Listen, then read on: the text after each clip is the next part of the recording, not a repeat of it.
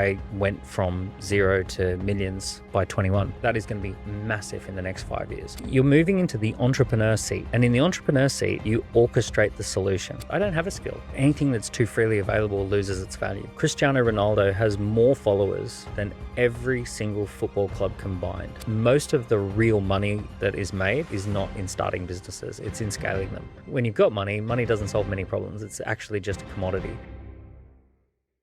Daniel Priestley, thank you very much for joining me. Thanks for having me on the podcast. No problem. I heard you've had a very busy week in Dubai. Massive week. It's hard not to have a busy week in Dubai. It's one of those cities where the answer is yes. What do you want to do? What was the sort of plan for coming here? Was it to network? I got invited to come to a couple of conferences and be a speaker, and I do a little bit of business here. And basically, when I said yes to two things that were a week apart, then the middle of the week just filled itself, and it was great. Yeah. How often do you do this kind of thing? Because you're in a position now where you own multiple businesses, which quite clearly are doing very well. So how much of a need for that is for you to be doing things like this? You know what? It's rare. I'm a dad of 3 little kids, and I mostly work from home, and it looks pretty glamorous. I've got all these businesses and books and stuff, but actually I spend most of my time hanging around Wimbledon with my kids and all of that sort of stuff. So it's very nice to get a week in Dubai. And you've done 2 masterminds this week from friends which I'm quite close with. Yeah. I wonder, what do you do that for? Is it the money, or is it for you meeting contacts there? It's a lot of fun. It's nice to get paid for these things, right? It's crazy to get paid for these things when people invite you to come and speak and they say, we'll pay you to come and talk, right? That's ridiculous. And it's not my core thing that I do, but of course it's nice. But actually, the fun of like those masterminds, one was at a massive house on the Palm, and one was at the W, and everyone's a really cool, interesting person, and we just sit around talking business, which is my favorite thing to do anyway. So to get paid to do something you enjoy is, there's worse problems. Met someone who you've gone into business with at one of those masterminds? Probably. I don't do a lot of them, but to varying degrees. I'm just trying to think. I haven't. No, I don't think my current business partners have been met through masterminds. So the accent is quite clearly not a British one. You're from Australia. Yeah. So I think for those people who don't know, let's go into the backstory and how you kind of got into doing what you're doing and the success that you've had. You joined a startup when you were around 19, is that correct? Yeah, so Australian by birth. I was 19 years old, dropped out of university, and I went and worked for this guy doing a startup. And it was basically, I was employee number 3. We were sitting around a table. We didn't have a name for the business, didn't have a bank account, didn't have any of that sort of stuff. And I got the experience of almost an entrepreneurial apprenticeship where I was 19, he was 37. And we went from complete standing start to about 6 million of revenue and 60 people within 2 years. And it was just that experience of hiring people, running marketing campaigns, doing sales and marketing, coming up with product ideas, naming the business, creating an annual campaign, an annual calendar of events. So all of that sort of stuff happened intensely for 2 years, where I went from 0 to millions by 21. And then when I got to 21, I'd just hit a home run in my role, in my job. And I went to him and I asked him for equity. And I said, can I get some shares in your business? And he said, if you want shares in a business, you need to go start your own business. So I thought that was him giving me his blessing. And in actual fact, he was telling me no. But I quit and went and started my own business. Do you think he expected you to quit? No, he didn't. No, not at all. No, I picked the wrong moment. And you're 21. I was 21. Equity, yeah. And I picked the wrong moment. And I was such a beginner, so green. I was just at the beginning of my journey. And no, I don't think he expected me to do that. But then I went off and started a business, and I just kind of was already in the rhythm of how to do all the stuff that grows a business. And then I very rapidly grew my own business. So launched with 3 friends. It was my business, but I brought 3 people in to work in the business. We got got started straight away. Did about 1.3 million in the first year with about 400 grand profit. So like, a good start to first year in business at 21, 22. And then it scaled up really quickly, and we were doing over 10 million in year 3 worth of sales. And and it was just a wild sort of ride between. What industry was this in? So we were a performance marketing agency, and the business was essentially taking an established product or brand, and then our specialty was running something called introduction events. So introduction events are essentially where you get speakers and you host conferences, and it's a way of introducing people to that business. So you're normally looking at something more complex than a traditional, sort of retail sale or something. So we specialized in doing roadshows for franchises, financial planning related businesses. So yeah, kind of This was before social media. Way before social. Yeah. This is 2002, 2003. So wow, yeah, this is before MySpace. Nothing was about that. Nothing was about. No, we had messaging apps. Yeah. So no, this was very early. Is that industry still relevant now, or is it just it's kind of there but it's different? I don't know if it's an industry. It was just a thing that we knew how to do. And I mean, a lot of people do run introduction events now as a thing, and it would work now. It would absolutely work. Yeah. You take any business that takes its foot off the gas with sales and marketing, strap performance marketing at the front. Performance marketing is just kind of like lead generation and sales generation. And rather than branded marketing, where you're just simply kind of like promoting the brand in general, you're actually asking people to respond to a campaign and book into something, and you're managing that initial flow of leads into appointments, into sales. So we just handled that. It's a great business to scale because you don't have to worry about customer delivery. Mm-hmm. So that was the beauty of it, that we essentially were partnering with someone who could do a thing, and then we would just generate all the sales for them and get a really good cut of those initial sales. Do you think you would have gotten into doing that yourself if you hadn't asked your boss for equity? No, not at all. I would. Do you ever think about that? Like if you ended up just staying at that original job? Well, no, I would have always been an entrepreneur. There's no question. You always had it in you. That's why I joined. Yeah. And that's why I dropped out of university. Mm-hmm. So at uni, I did 1 year. I was running nightclub parties. I was selling roses door to door. I was like studying how McDonald's worked because I wanted to understand systems. I knew I wanted to be an entrepreneur. I joined university because someone told me that this particular uni course would help me be an entrepreneur. Mm-hmm. As soon as I realized it wouldn't, I dropped. Yeah, that was a mistake I made. I went to university thinking that this was going to teach me how to run a business. What course did you do? I did economics and business management. Yeah, so I did. So I thought it was this is a solid degree. It's going to teach me all the things. Yeah. And I remember the first few months of doing it, I was like, why is this it's just formulas, it's maths, it's everything which I was doing at A level basically. Did you ever talk to your lecturers and ask them whether they had a business? I didn't even need to ask them. I just knew they didn't. Well, that was my turning point. My turning point was when I went and kind of asked all my lecturers, have you ever started a business? Have you run a business? And one guy says to me, I teach kids how to swim in my parents' pool. And I'm like, how many kids? And he's like, I've got 12. I'm like $10 a week or something. And I'm like, okay, that's the only person who's entrepreneurial at all in this whole thing. So I was out of there. It was weird too, because when I'm running the nightclub parties at that time, I'm standing on a DJ box throwing prizes out into the crowd, and I've got 1,000 people there with paying $10 a head, and we're running fashion parades and the whole thing's going off, and I've got my lecturers asking me what it's like. Did you ever think you would end up working in the nightlife industry? Yeah, I probably did at the time. At the time I wasn't it's a long time ago. I'm 42 now. So this was like 25 years ago. But I was loving being a nightclub party promoter. That was amazing. Mm-hmm. It was, what more do you want when you're 18? Yeah. Yeah. And I was like the nightclub party promoter entrepreneur. This is also why I knew I really wanted to be an entrepreneur, because everyone thought I was the cool guy. So I went from being the geeky guy in high school to being the cool guy the very next year, just because I'm an entrepreneur. Mm-hmm. It was great.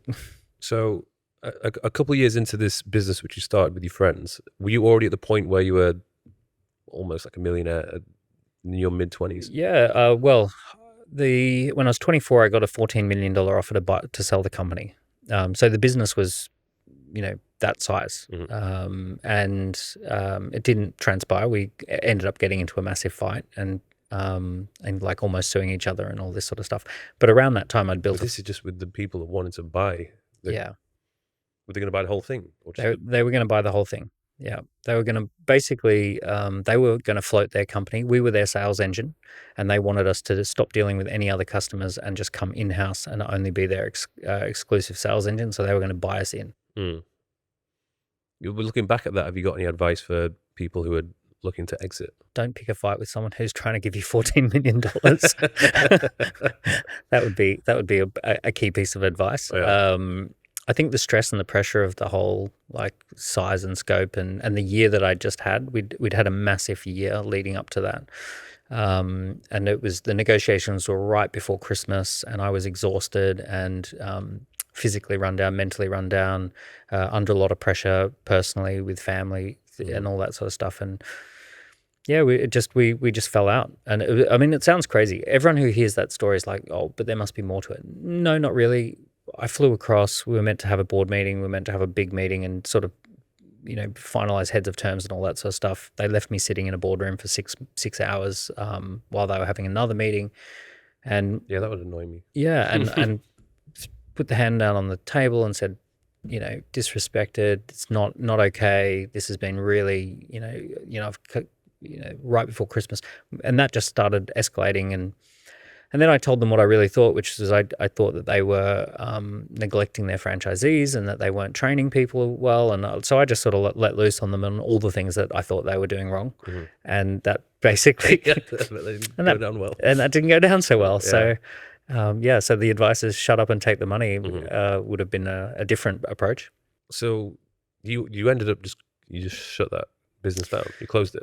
No, they represented a major chunk of revenue, and we had 3 other clients at the time, which were chunky, multi-million-dollar revenue, but these guys were big revenue. And I went to a mentor of mine and I went to a business coach and talked about, okay, I've got to replace that revenue. I've got to do something. How I got to basically bring something back in.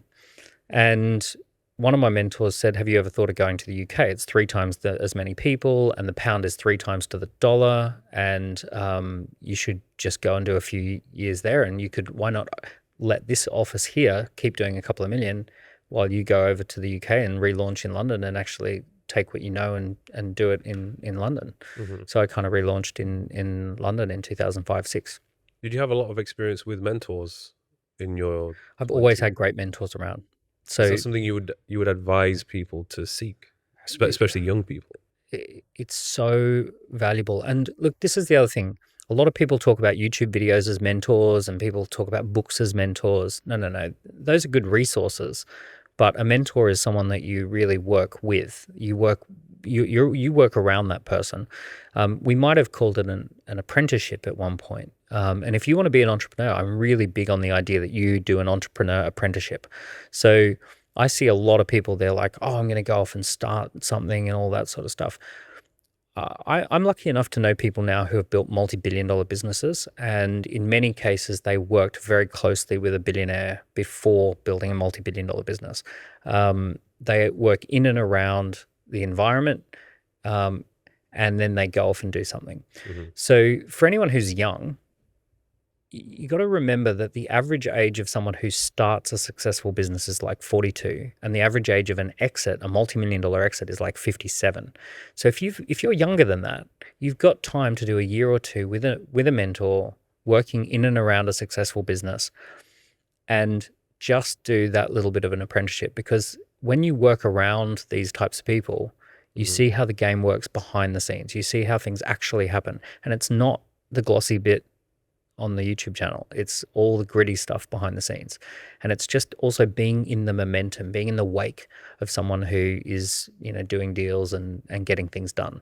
You think some of it is luck though, because you could join the early stages of a startup and it could do extremely well, like the one you joined, and you learned a lot from it. But you could also have the experience of being in a complete opposite situation where the Yeah. team is it's a shitty team, it doesn't do very well, and then I guess you probably still will learn to some extent what it's like to run a business, but it's Well, for starters, maybe not most the of best. life is luck, Yeah. right? Most everything is luck. I just called an Uber here, and the guy, he's from Pakistan, and he's over here driving Uber to send money back to his wife and kids in Pakistan. And he just started from a much less lucky space than me starting in Australia. And that sucks, right? There's no difference between us. And I just got lucky just where I was born. So most of life is luck. If you happen to be born, in the right country, you've already got a huge amount of luck, and you shouldn't discount that. But you can also control some luck. So who you choose to go and work with is also within, you can make a short list of 10 companies that you respect and admire, and they've got momentum, and you like their product, and you like the founder, and you've done your research. And for all of the right reasons, you kind of like reach out, contact them, and say, look, I'm prepared to show up and do what needs to be done. When I showed up at John's place, he had this beautiful big home, massive house on the water. And straight away, I'm like, I'm going to work for this guy. If he lives here, I've never been in a house this big, right? So I'd never been through a door like his front door.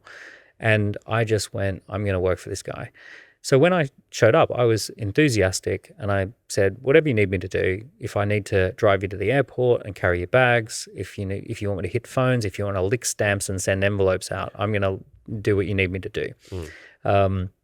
We ended up having a great conversation. What was nice is that I had shown some initiative with my nightclub parties, and he really latched onto that. He knew I had some entrepreneurial spark and I could get stuff done. So I wasn't like begging for a job. I was like, no, I'm going to be successful with it without you, but I see you as a mentor figure. So, whatever you want to pay me what you want.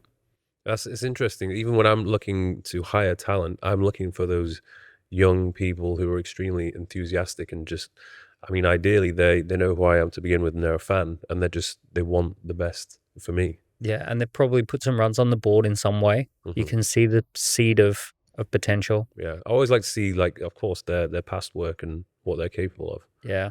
But so for those people who maybe they're already working, they have some sort of job, and they're unable to join a startup, but they don't have enough money. Why would they be unable to join a startup?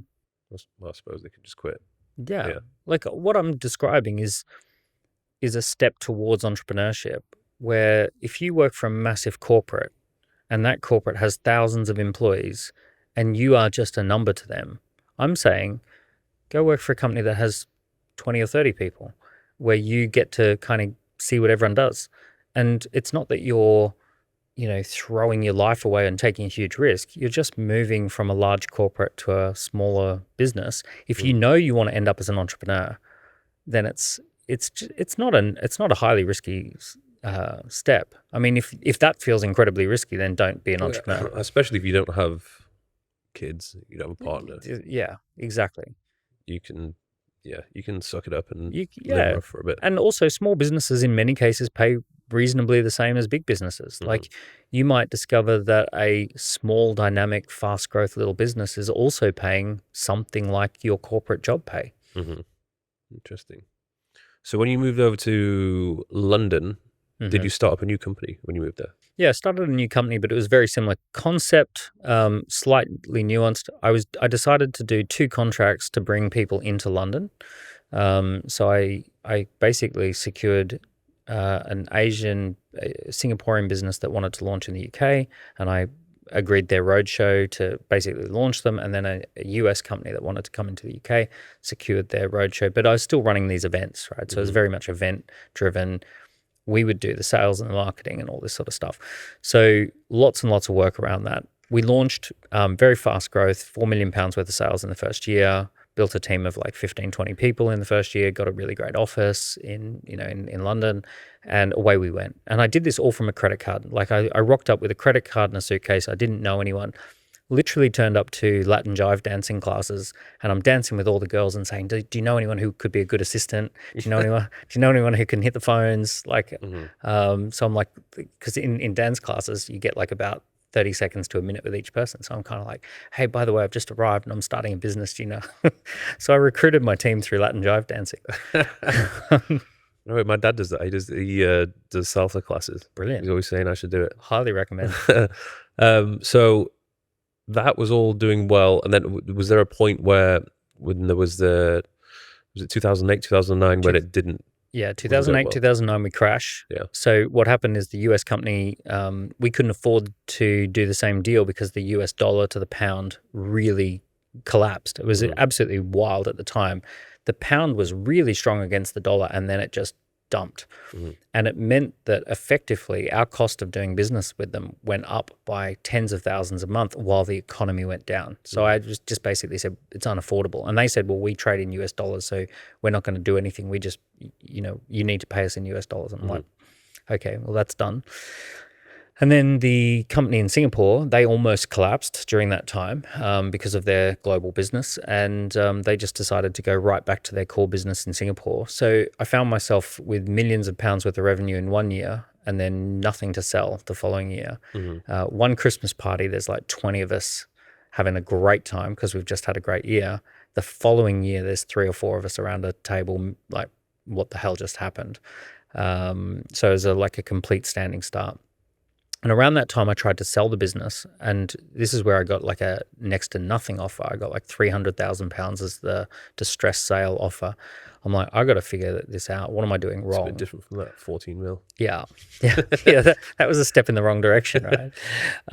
So this is where I started like going back to mentors. There's a bit of a recurring theme now that you mention it, but I went back to mentors, went back to consultants, and said, why am I only getting, like, I know people who have got tech companies and they've got tens of millions valuation, and why am I doing millions of revenue, great profit, fast growth, and I'm not worth much?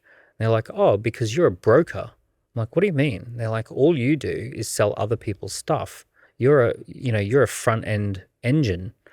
I'm like, okay, but that's a business. Like, it's a proper business. We have clients, we make sales, we make money.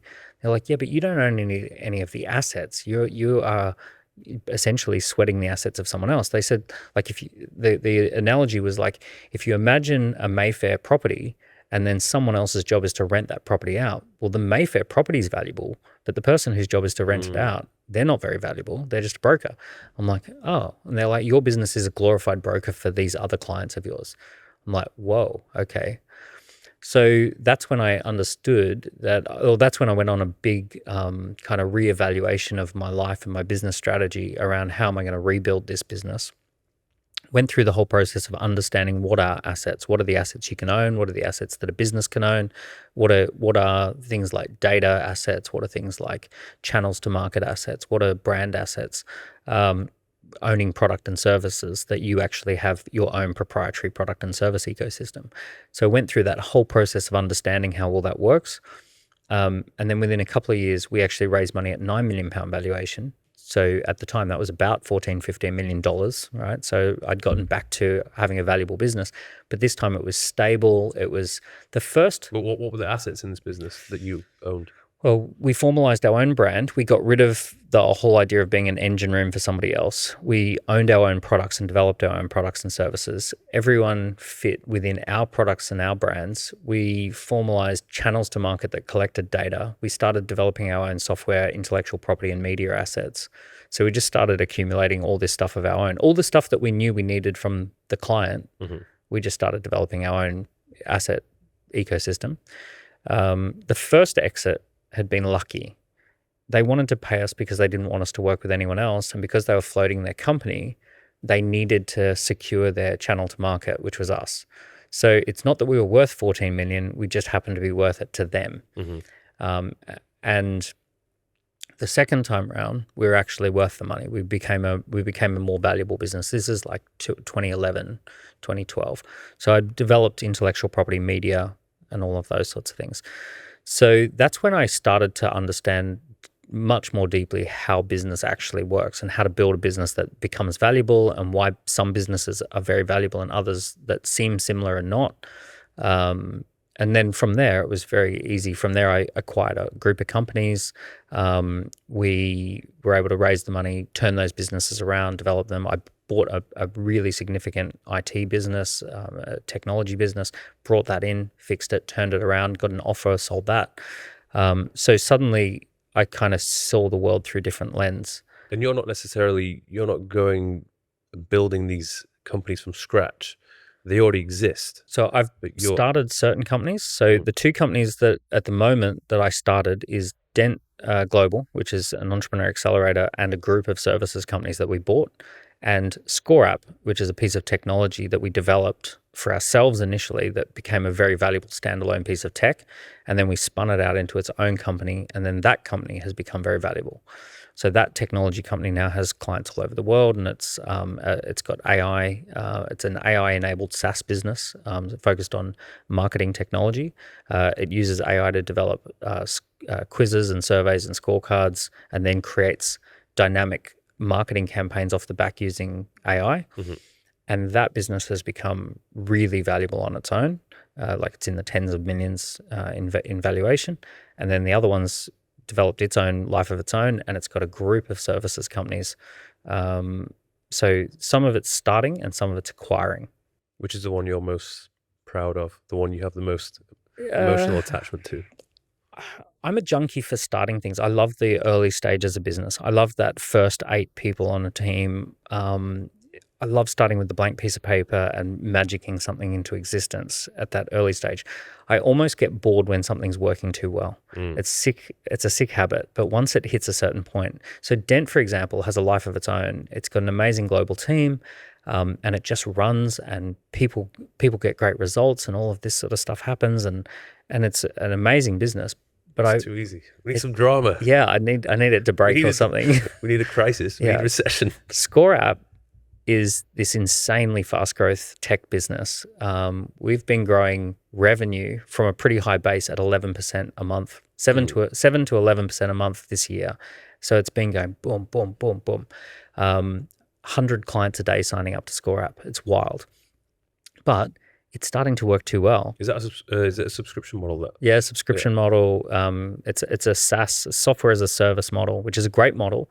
It's one of the best business models ever. It attracts a 10 times revenue valuation in good times, and not so much in times like now.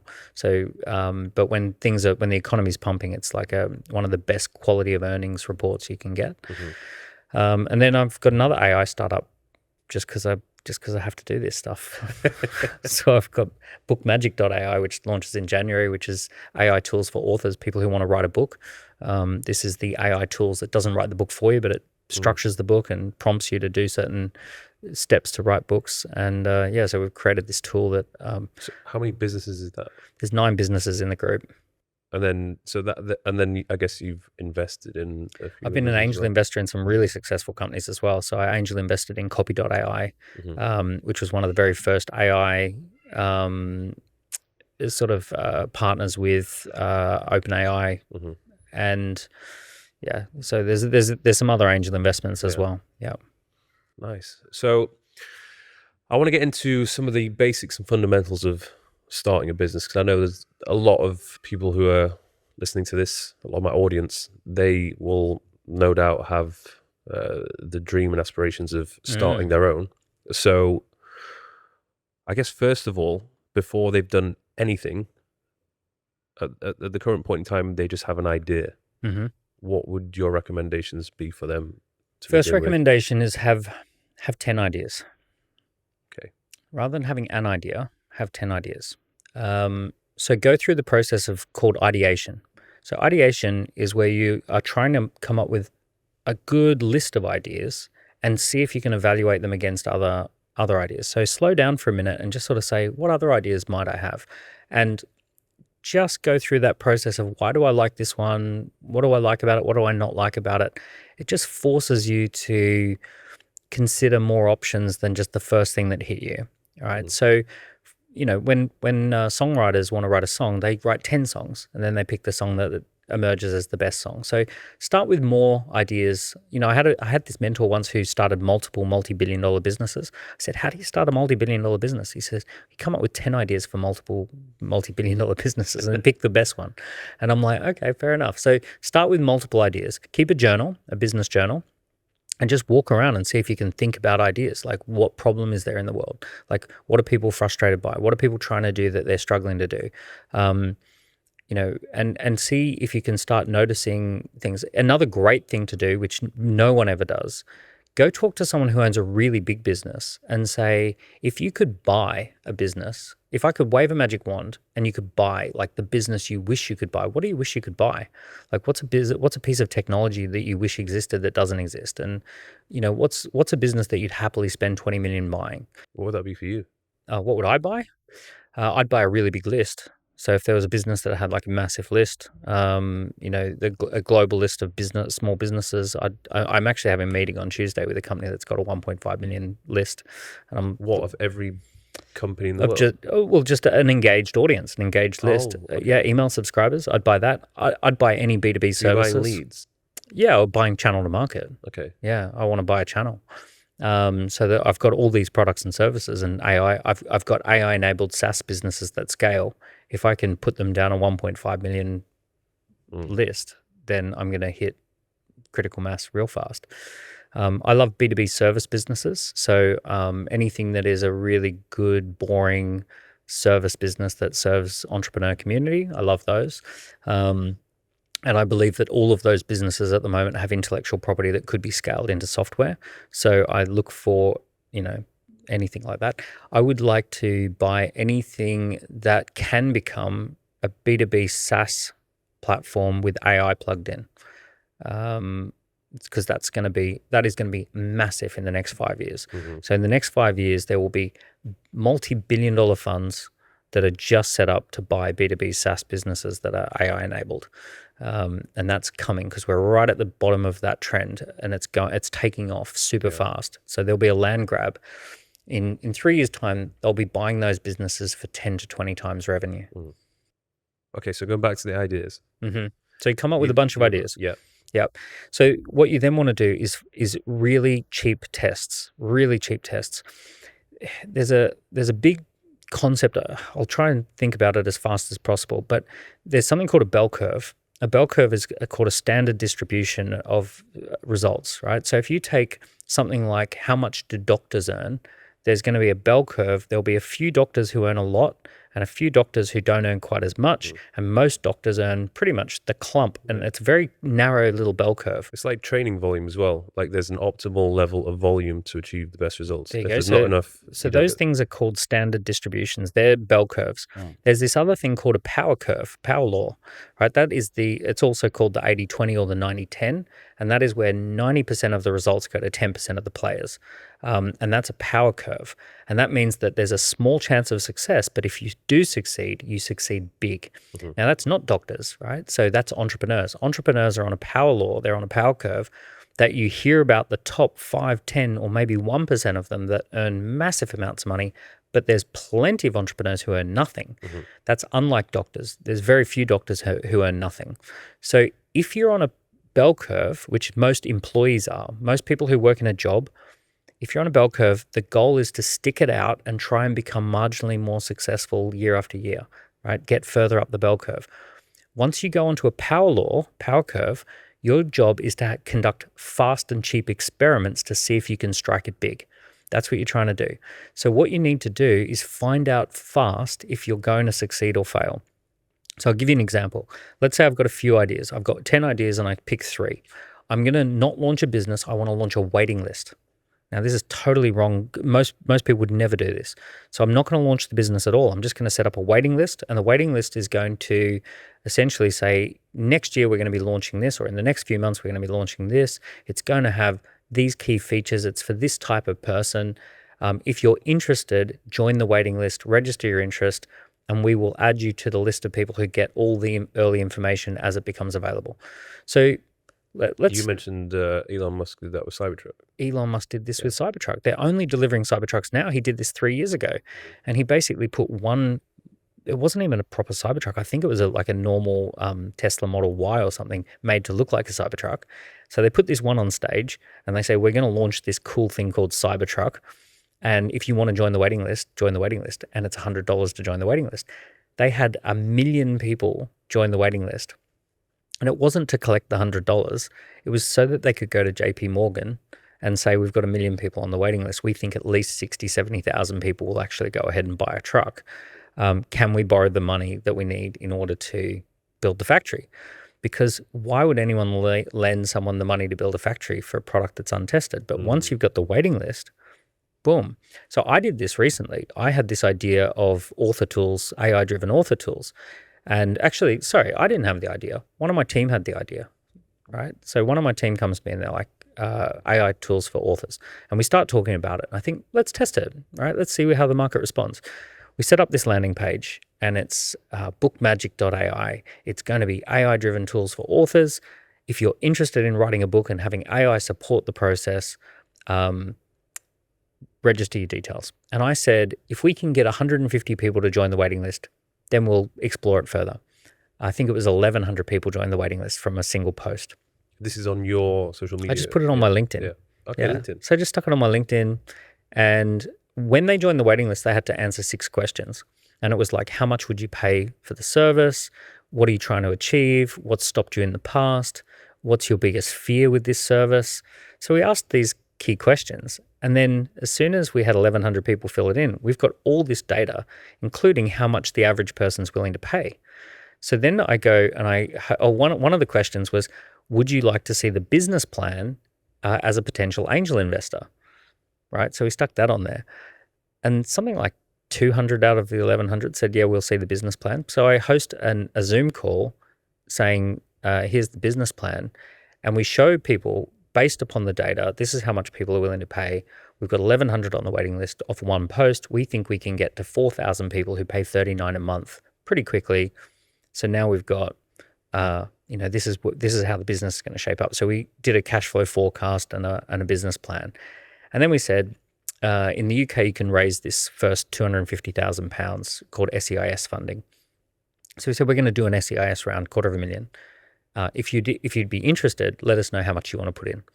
So off the back of that one Zoom call, we got £580,000 worth of people saying, I want to join. So we then had to tell everyone, no, you've got to put in less than half your allocation.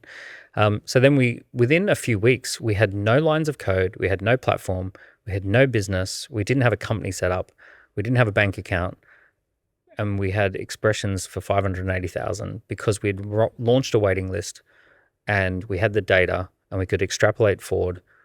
And then boom. So on day one, all the investors pile in, there's $250,000 in the bank, and now we're ready to launch business. They're almost telling you what that product should be in a sense, because maybe you had an idea that, this is what I think the product or service should be. And then you get everyone to fill in the questionnaire, and then maybe you figure out, actually, this is not the problem people are having. This is the problem people have. Classic example is that I thought it should be about $20 a month, and the market told us $40 a month. Okay. So I would have underpriced it by half. I would have made the journey twice as hard as it needed to be if I hadn't asked the question. Mm-hmm. Okay, so from that process, you then know what the product should be. Start with a waiting. So there's 4 ways to test an idea. These are my favorite 4. A waiting list is a really good one. So setting up a waiting list. Second one is a discussion group. So let's say there's a fitness trainer who's thinking about training people for triathlons. You set up a triathlon discussion group. And you say, I'm running a WhatsApp group for people who want to run their first triathlon or compete in their first triathlon. If you've never been in a triathlon before and you want to discuss all the things in the lead up to what you need to do, join my WhatsApp discussion group. Once again, you get 30, 40, 50 people in there. Okay, that's a good sign. You get 100 people in there. That's a great sign. So you're starting to just validate. It doesn't cost you anything to set up a WhatsApp group. If they're joining and they're discussing, you start looking at what questions are they asking. What you ask them, what's your biggest fear? How much do you want to pay to compete really well in your triathlon? What equipment do you need? What support do you need? What are you doing with your diet? What help do you need with that? You run little polls inside the WhatsApp group. get them to respond. Now you're actually fine-tuning your idea without spending any money. Mm-hmm. So that would be number 2. Number 3 would be a Zoom event, where you, like, a Zoom account is free or almost free. And you just put on a 30 or 40 minute discussion where you present some research, or you present an idea, or you present some slides about what it is you're doing. Ask people to ask questions, right? Have that Zoom call. If you can get 30, 40 people on a Zoom call, that's great. And the fourth one would be something called a scorecard or an assessment. And that is where people fill in an online assessment. So with that same example, are you ready to run a triathlon? Answer 14 questions to find out. Get a readiness score. So this is where people give you data about their readiness, and you might discover that your market is like base level, or you might discover they're actually pretty good and they want to be great, but you're starting to really understand where the market is. Often it's not where you imagine. Mm-hmm. You might think that they need help with diet, and actually they need help picking shoes. Yeah. So I would imagine these people who are starting, they probably don't have a huge amount of money to build something or invest in something. Mm-hmm. So would it be best for them to start some sort of a digital based service or product, or maybe a digital product might actually take a bit of time and investment to begin I'm a with? big believer that you should start with a small group of clients who pay a lot. Mm-hmm. So That's like high ticket. yeah, right. Because big businesses are able to do volumes of sales. The bigger the business, the higher the volume they can do. Mm-hmm. Small businesses do low volume, high value. So if you imagine Coca-Cola is low value, high volume, and McKinsey Consulting is high value, low volume. Mm-hmm. So small businesses are much better at doing high value, low volume. So for example, what most people do when they think of starting a business is they always think about the businesses they've seen their whole life, which are typically big businesses that do high volumes. I will start a clothing brand. Yeah, I'll start a clothing brand. Yeah. I'll start an app. I'll start a cupcake business, or something where the average sale is only a few pounds. Mm-hmm. The simple maths is like, how much do I need to sell each month in order to afford an assistant? So let's say an assistant is $3,000 and you're selling £3 things or $3 things. Well, okay, you're going to make 1,000 sales every month just to pay for an assistant. But if you have one client paying $1,500, now you need 2 clients to afford an assistant. You get 4 clients, you can afford 2 assistants. So you don't have to do a lot of sales in order to get to a critical mass where the business starts to work. When I launched Score App, we knew it was going to be a high-tech business. I didn't start with high-tech. I signed up 8 clients who paid about $8,000 each. Right now, bear in mind, we now have free accounts and $29 a month accounts, £29 a month accounts. You were solving a problem for them. But we signed up some bigger businesses where we said, we will deliver this as a service and we will custom build something for you and we'll work with you. The initial reason that I did that is I wanted to be hands-on with clients. So I don't want to be at arm's length. I sat down with people side by side and we wrote their words together on the laptop. I asked them questions. I was paying a lot of attention to what questions they ask and what they're struggling with, what they're unsure about. So I go through this whole process of like being super hands-on with a small number of clients. And then once we were super hands-on with that number of clients and we could see what they were doing, we could then extrapolate that forward. And then with that business, I actually raised a little bit of seed money as well. I like to do this anyway. So one of the things that, even if you've got loads of money, having angel investors is not just about the money. It's also about validating the idea, because when you present to smart people, they give you good feedback. It's about validating your valuation. So if you can raise money at a £3 million valuation and you get 20 smart people who put in a bit of money at that valuation, you've got a good starting point on value. It's about having a little bit of money, but also the accountability of that.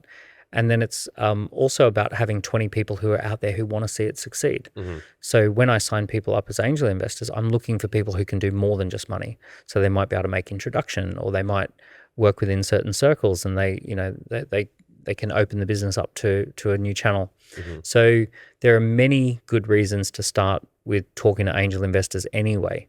But don't talk to them too soon. You want to have some data from your waiting list. You want to have spoken to real life customers and potentially signed up 20, 30, 40, 50 grand worth of customers, and then think about talking to angels. So what would you do if you were a personal trainer, like I was back in the day?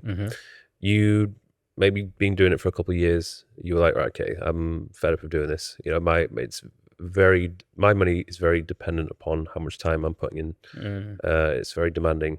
I want to move away from this, make more money, but not be too stuck into dealing with people one-on-one.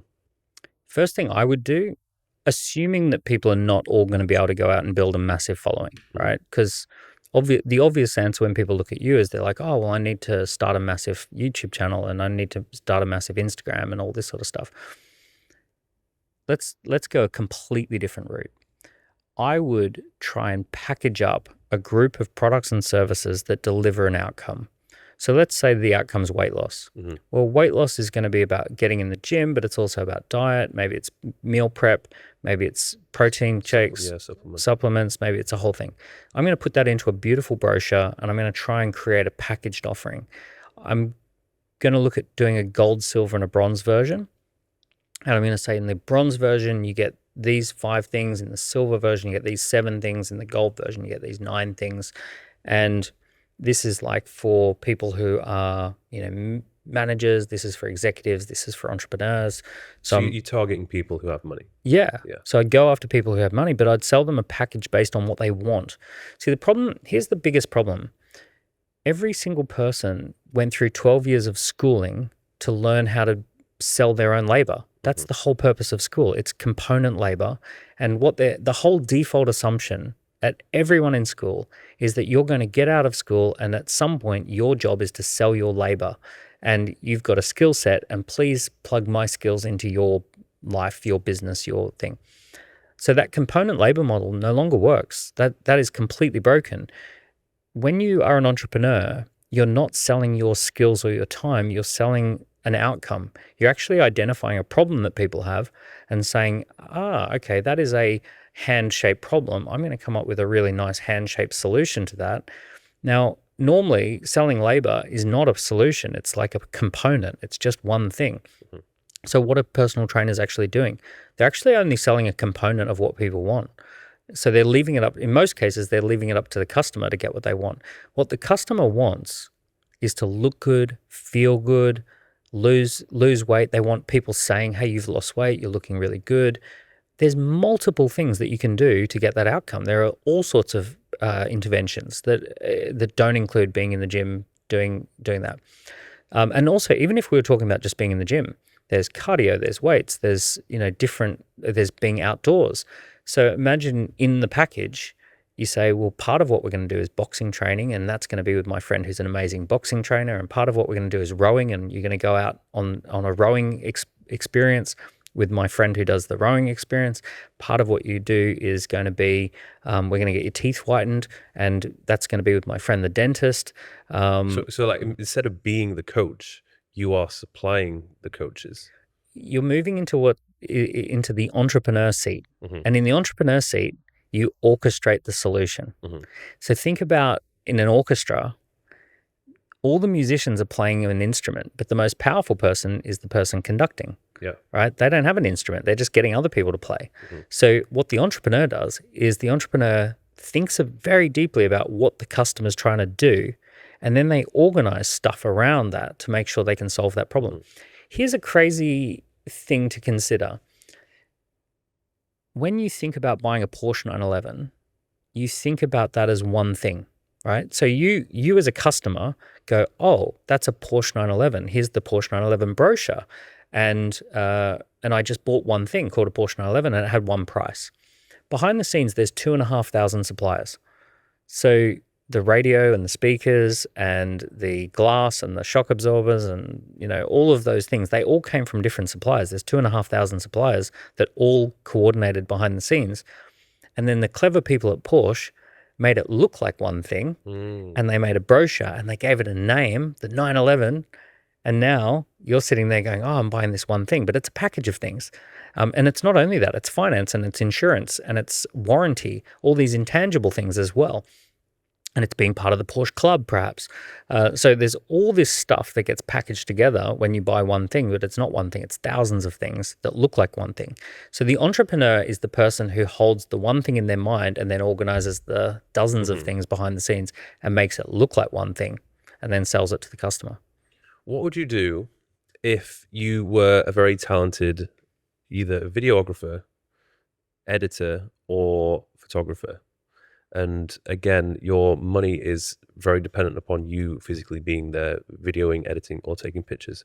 How would they look to create a business out of that and stop being so dependent upon?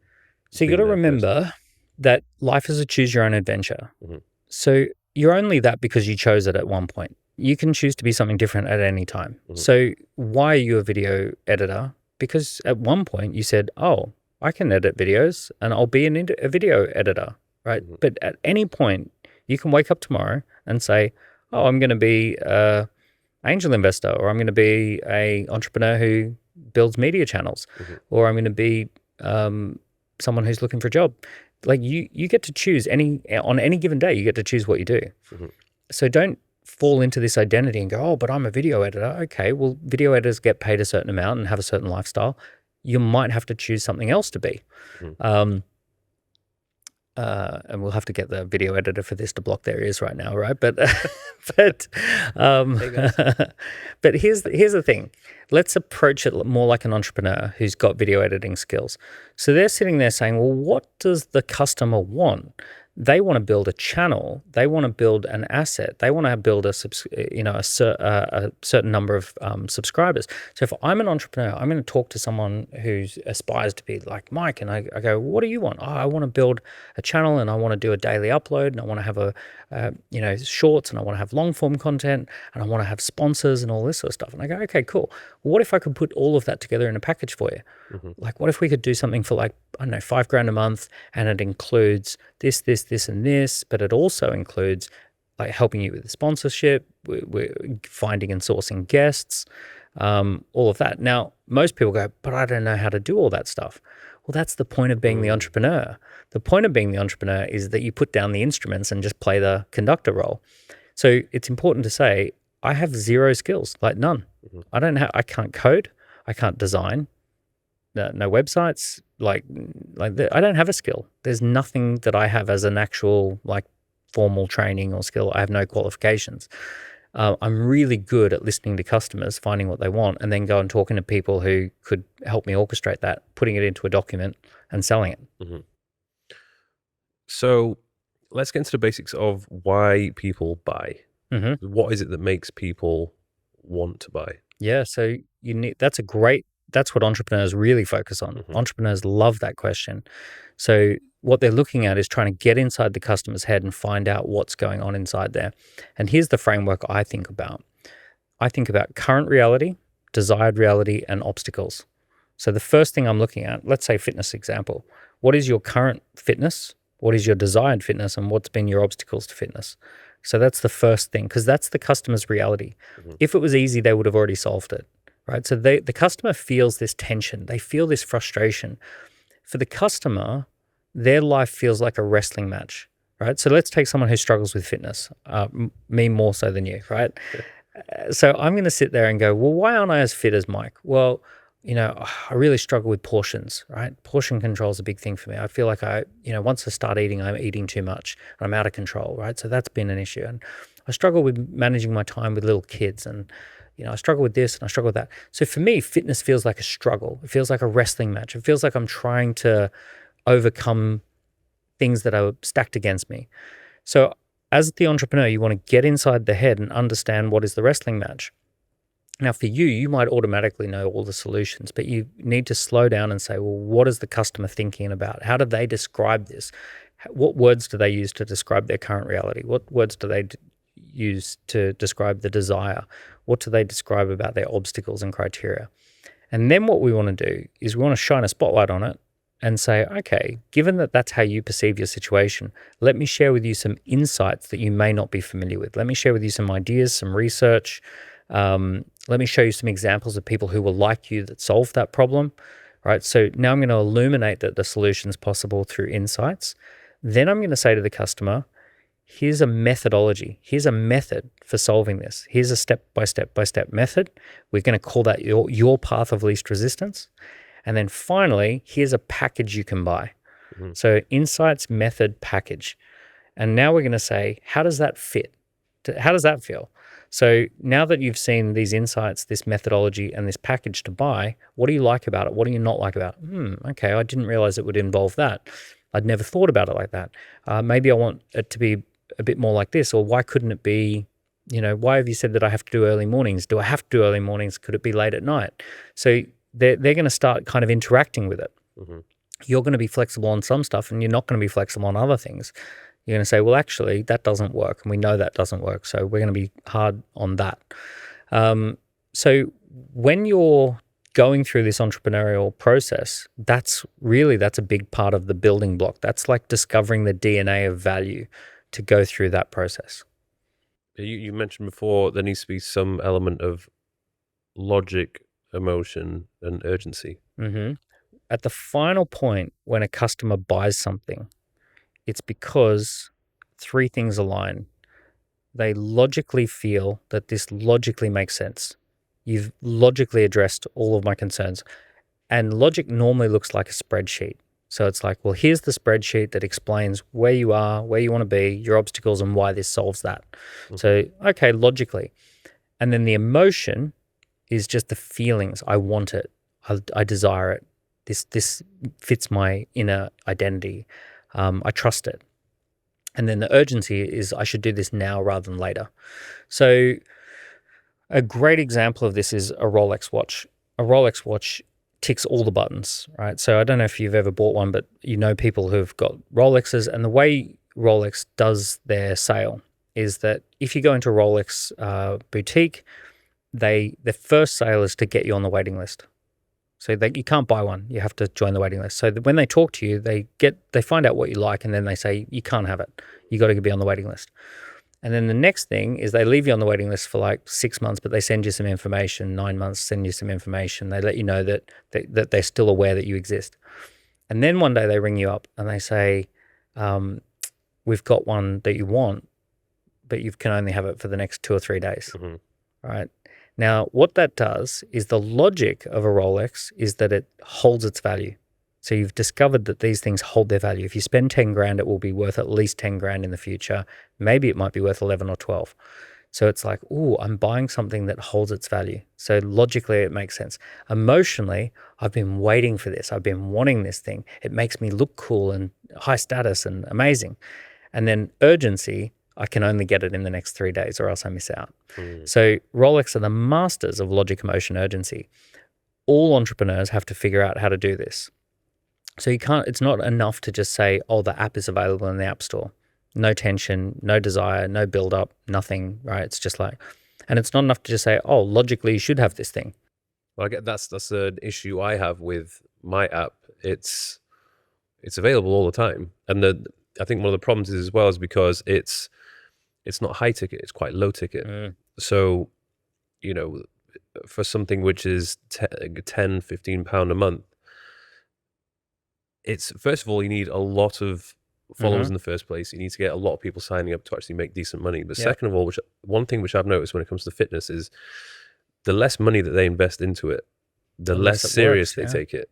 Yeah. So it's kind of frustrating because I have all these people on the app, but they're not taking it as seriously as they should do, which means that their transformations are not as impressive as they could be. Yep. Like the best transformations I have had with my clients in the past have been the ones where they've had to pay a lot of money to work with me one-to-one. Yeah.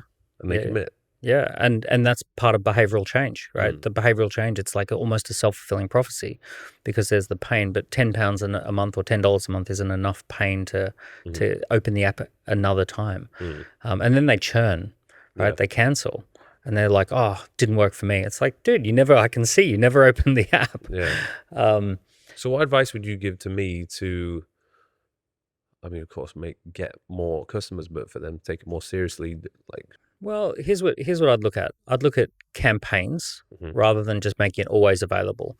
I would have at least 4 campaigns a year that are special campaigns where if you buy within this period, you get a ticket to this thing, or you get this bonus, or you get to have certain experience that very rarely happens. mhm, And there's a window that you can do, and then if you buy within that window, then you get the extra thing, right? So that would be a campaign. Or you could have certain workouts or lessons or meal plans that are going to appear for a short space of time and then they're going to disappear. So there's those kind of things. that's interesting. So a little bit more campaign gamification type thing you could do. You also want to have that product exist within a wider ecosystem. So products and services don't make money. Product and service ecosystems make money. So let's take like Gordon Ramsay. Gordon Ramsay's got books, he's got online content, he's got restaurants, he's got an entire like suite of things. What's making the money? Well, it's not one thing, it's the combination of all the things. So let's say where you will be making the most amount of money is when you have a really great ecosystem. And some people where it's right for them will go onto the app. Some people will go and work with a licensed trainer who has a license to work with you and your clients. Some people will get equipment. Some people will get clothing, right? So then it'll actually be this ecosystem, and suddenly people adopt the ecosystem, and that's where huge amounts of profit comes out, because now there's this kind of like ecosystem of products and services. Something like 90% of the profit in the smartphone industry exists for Apple. Apple has like dominated the profit. They make, even though Samsung does more than half the sales, more sales than Apple, Apple makes way more profit. And the reason for that is they have this whole ecosystem that is very curated. Like if you buy one thing, then you buy the other thing. You buy one thing, you buy the other thing, you yeah. subscribe to this thing, that thing. It's important to know that here's a really uncomfortable reality. Businesses don't become profitable because they add a lot of value. They become valuable because of the demand and supply tension. So let me explain. A business that adds a lot of value is an airline. If you push a button and all airlines suddenly don't exist, everyone would go nuts, right? Because it's such an underpinning of the economy, but they don't make any profit. They're 5% profit margins at the best of times. So adding a lot of value, if airlines, we all agree that airlines add a lot of value, but they're not profitable. So if adding value was the key to making profit, airlines would be wildly profitable. Rolex doesn't add a lot of value. If you push a button and say there's no more Rolex watches, most people wouldn't care. Even people who own Rolexes would be like, oh, well, that was fun while it lasted, but it doesn't really change my life in any great way. But they make 75% margins or 70% margins. So business isn't fair. Profit's not fair. All of these things are not fair.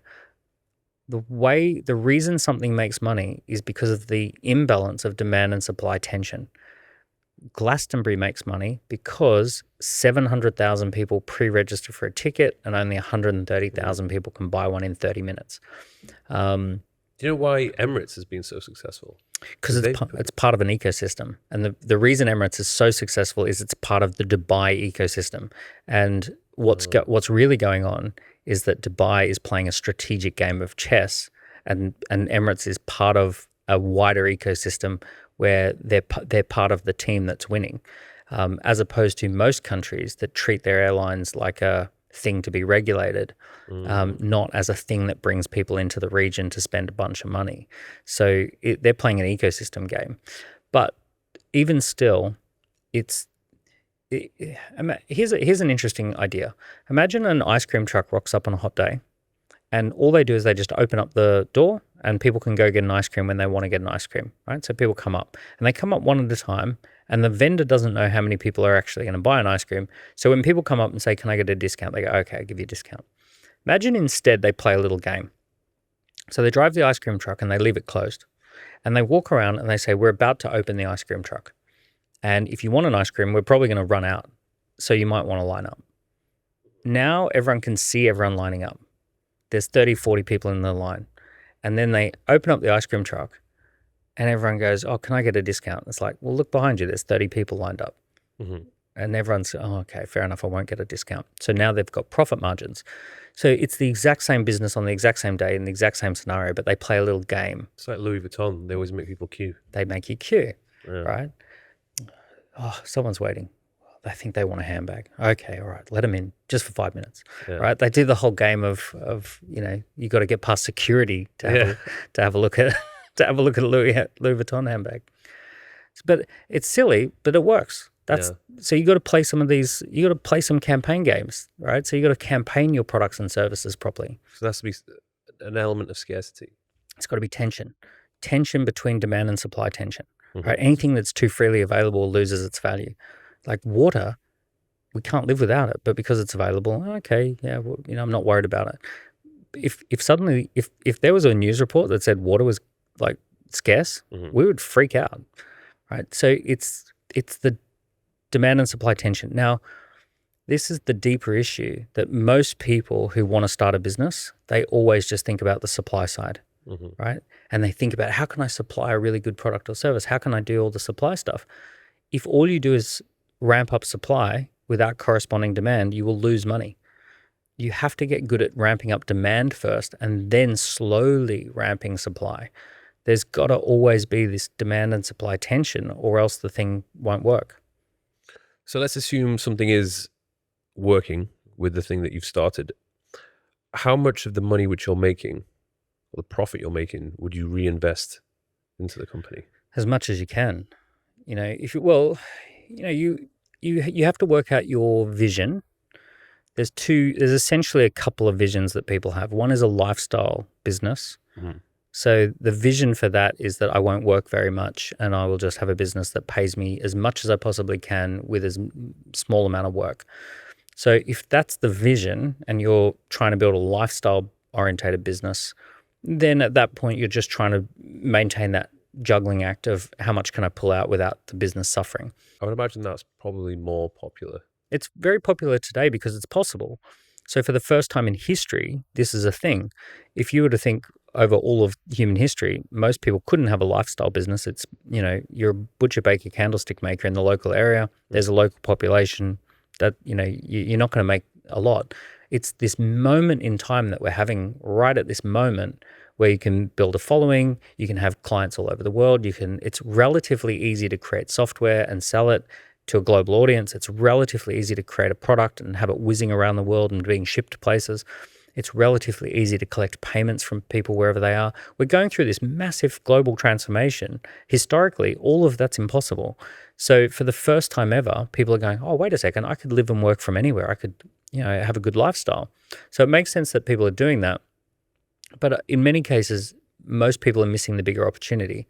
Yes, this is possible, but there's also the possibility of creating something really big and meaningful while this gate is open.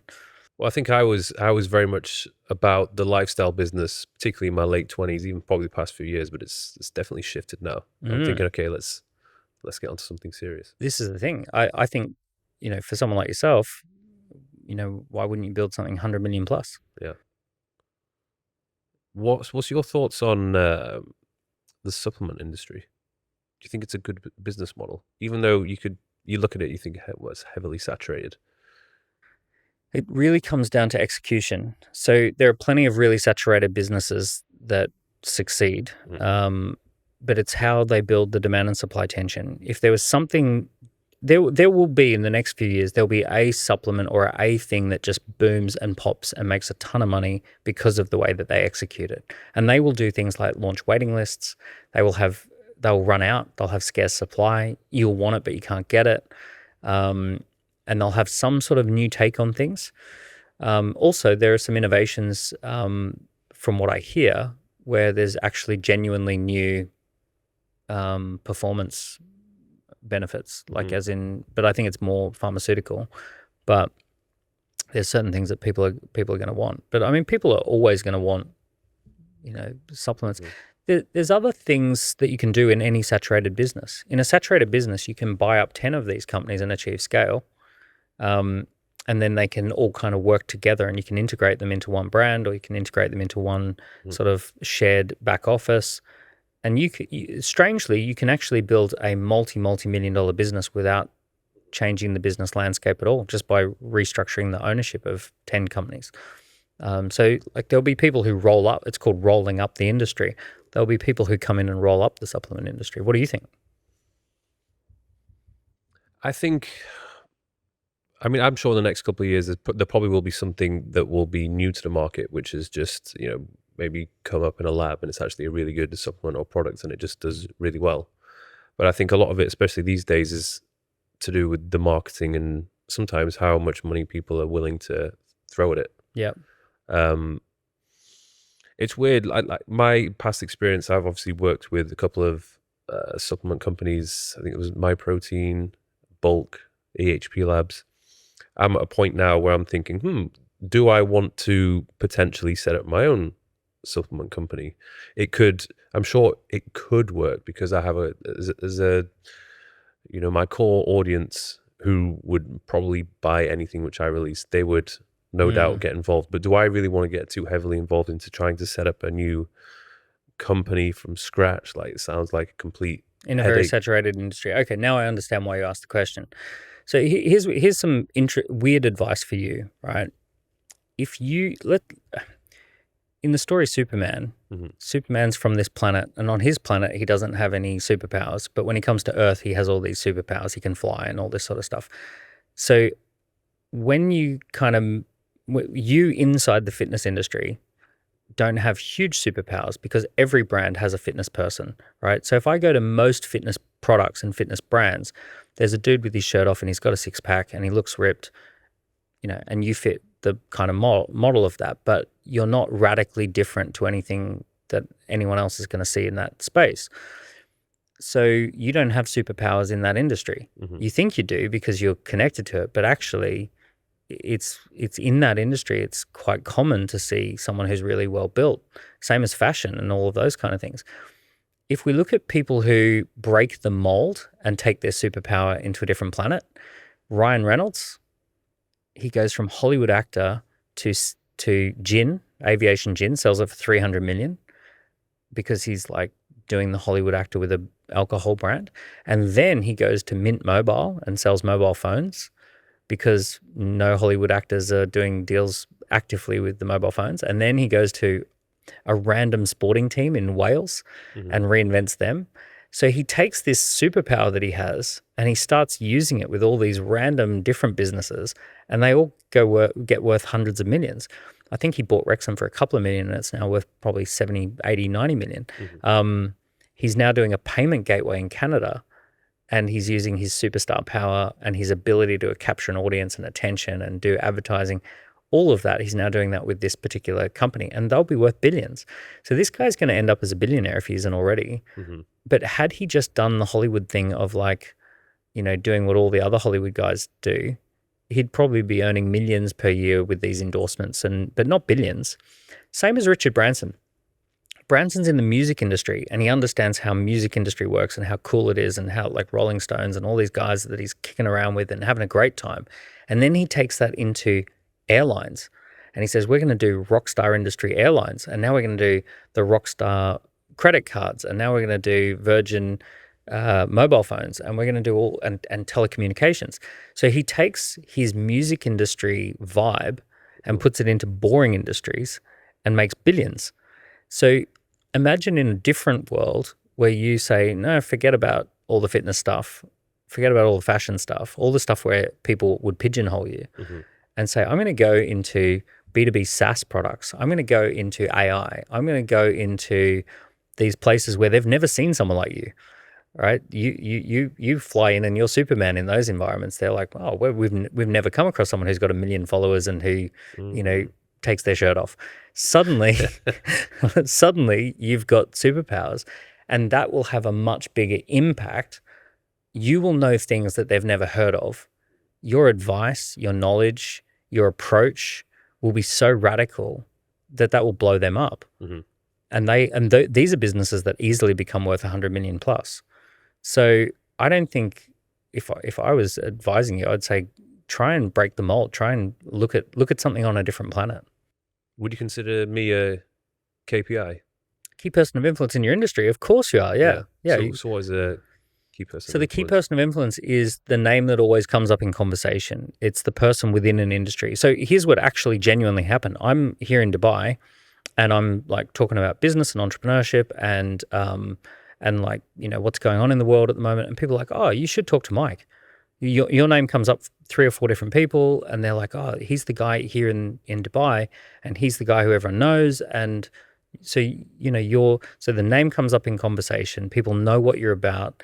They like you. They trust you. They want to go on a journey with you. All of those things make a person a key person of influence. All industries revolve around key people of influence, and your job is really to become one. Mm-hmm. So in any given industry, you've got worker bees who just do the work. You've got newbies who are entering for the first time, and then you've got key people of influence who there's probably a few dozen of them.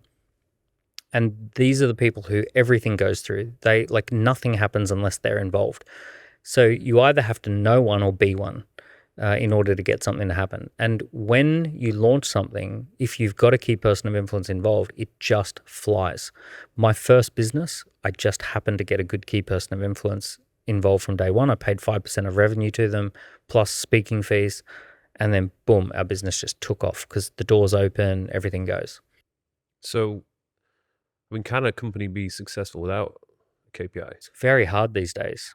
Mm-hmm. It just doesn't get cut through. So Steve Jobs launches Apple, goes up against IBM. IBM's a massive faceless company, and Steve Jobs goes, boom, disrupts them.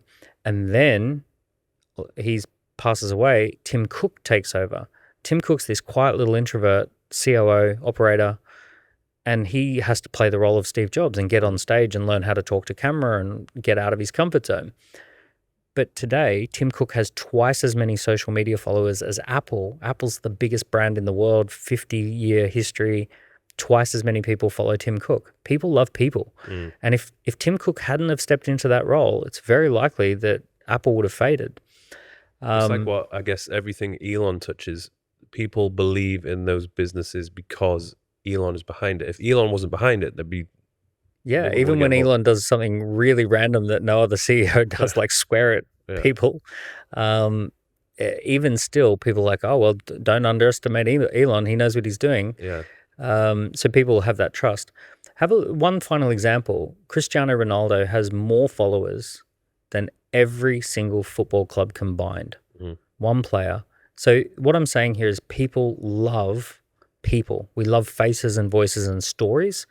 We buy into that, and then we buy into anything they touch. And if that person's involved, we want to get involved.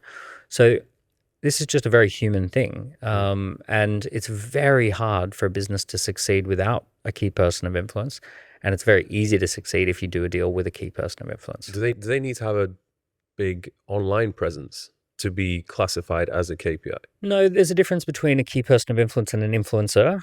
I normally think of a key person of influence traditionally in most industries as someone who's got thousands or tens of thousands of followers, but normally not hundreds of thousands unless it's one of these big businesses. Mm-hmm. And normally they're not just purely playing the job of being on Instagram or something like that. They're actually running the business. They're making decisions. Here's a bit of a difference. The influencer wants to be in the spotlight. They're saying, look at me, check me out, right? How awesome am I?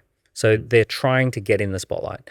Key person of influence is saying, don't look at me, look at that. So they're more like being the spotlight. They're actually shining the light onto the thing that they want you to look at. Mm-hmm. They're using their brand and their profile to direct you towards something. So you're not going to see Elon running around going, check me out, I'm Elon. He's saying, look at this rocket launch we've just done. Look at this new car we're launching. Look at this. Look at free speech. We need to have a free speech platform. So he's running around saying, this is what I want you to be thinking about. He's directing your mindset towards something.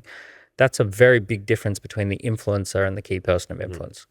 An influencer who has a business and maybe that business is doing well, do you think that they could potentially face difficulty when it comes to exiting and selling the business because the success of it is so reliant upon them being a part of it?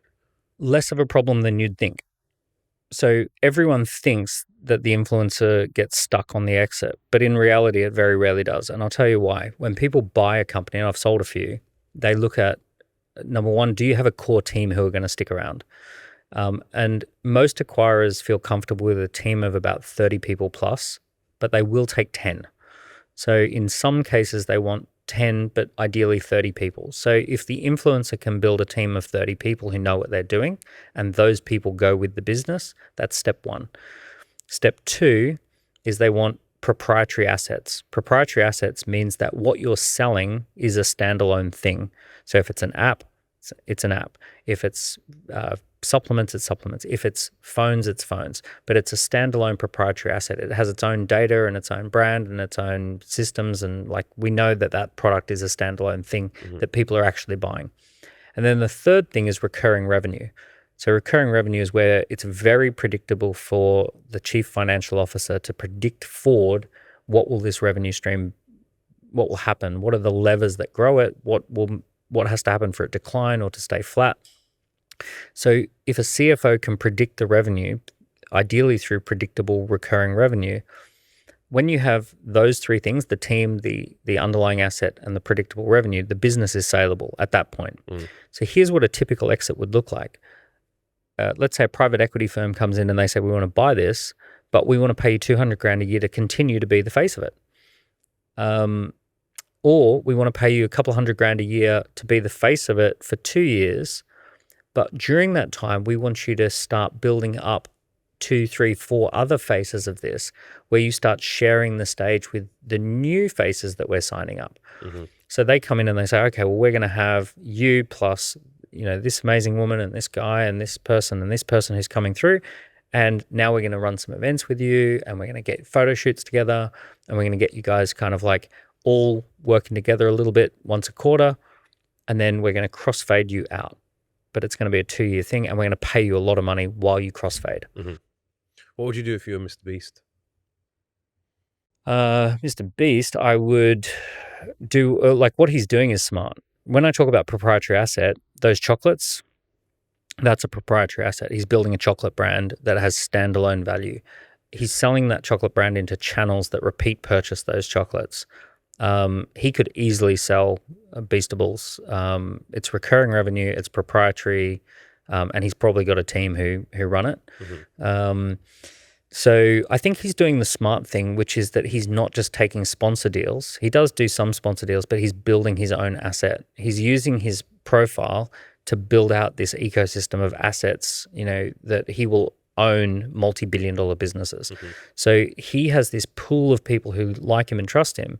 The more he can find the right co-founders, and really important that he finds co-founders that he trusts who are skilled and able to build out an actual business, he could have multiple billion-dollar businesses. So he's getting equity of these businesses? Equity, yeah. What's the difference between having equity and having shares? It's like rent versus owning the house. So imagine that there's a house, and imagine that myself and 3 people own the house. We each have a share in the house, right? So there's 1/4 share between the 4 of us. So let's say it's £1 million house and we all put in 250 grand. Now we own the house. The income is the rent, how much rent comes in to the house. So with a business, you own the shares of the business, that's the equity, or you own the income of the business, right? So you think that these things are just directly proportionate. They're not. So you can have a highly paid CEO who has no equity. They could get $1 million a year, high income, but no equity in the business. They don't own the business. You could have someone who is a massive equity holder, but doesn't earn any income from the business because let's say they started it back in 1980, and now they still own own a big chunk, billions of, well, actually Bill Gates, he owns, I think, 1% of Microsoft still, and it's worth tens of billions, but he doesn't have any income from Microsoft because he doesn't work in Microsoft. So he doesn't have the income, he just owns the equity. What's the experience you've had so far with partnerships and going into business with someone?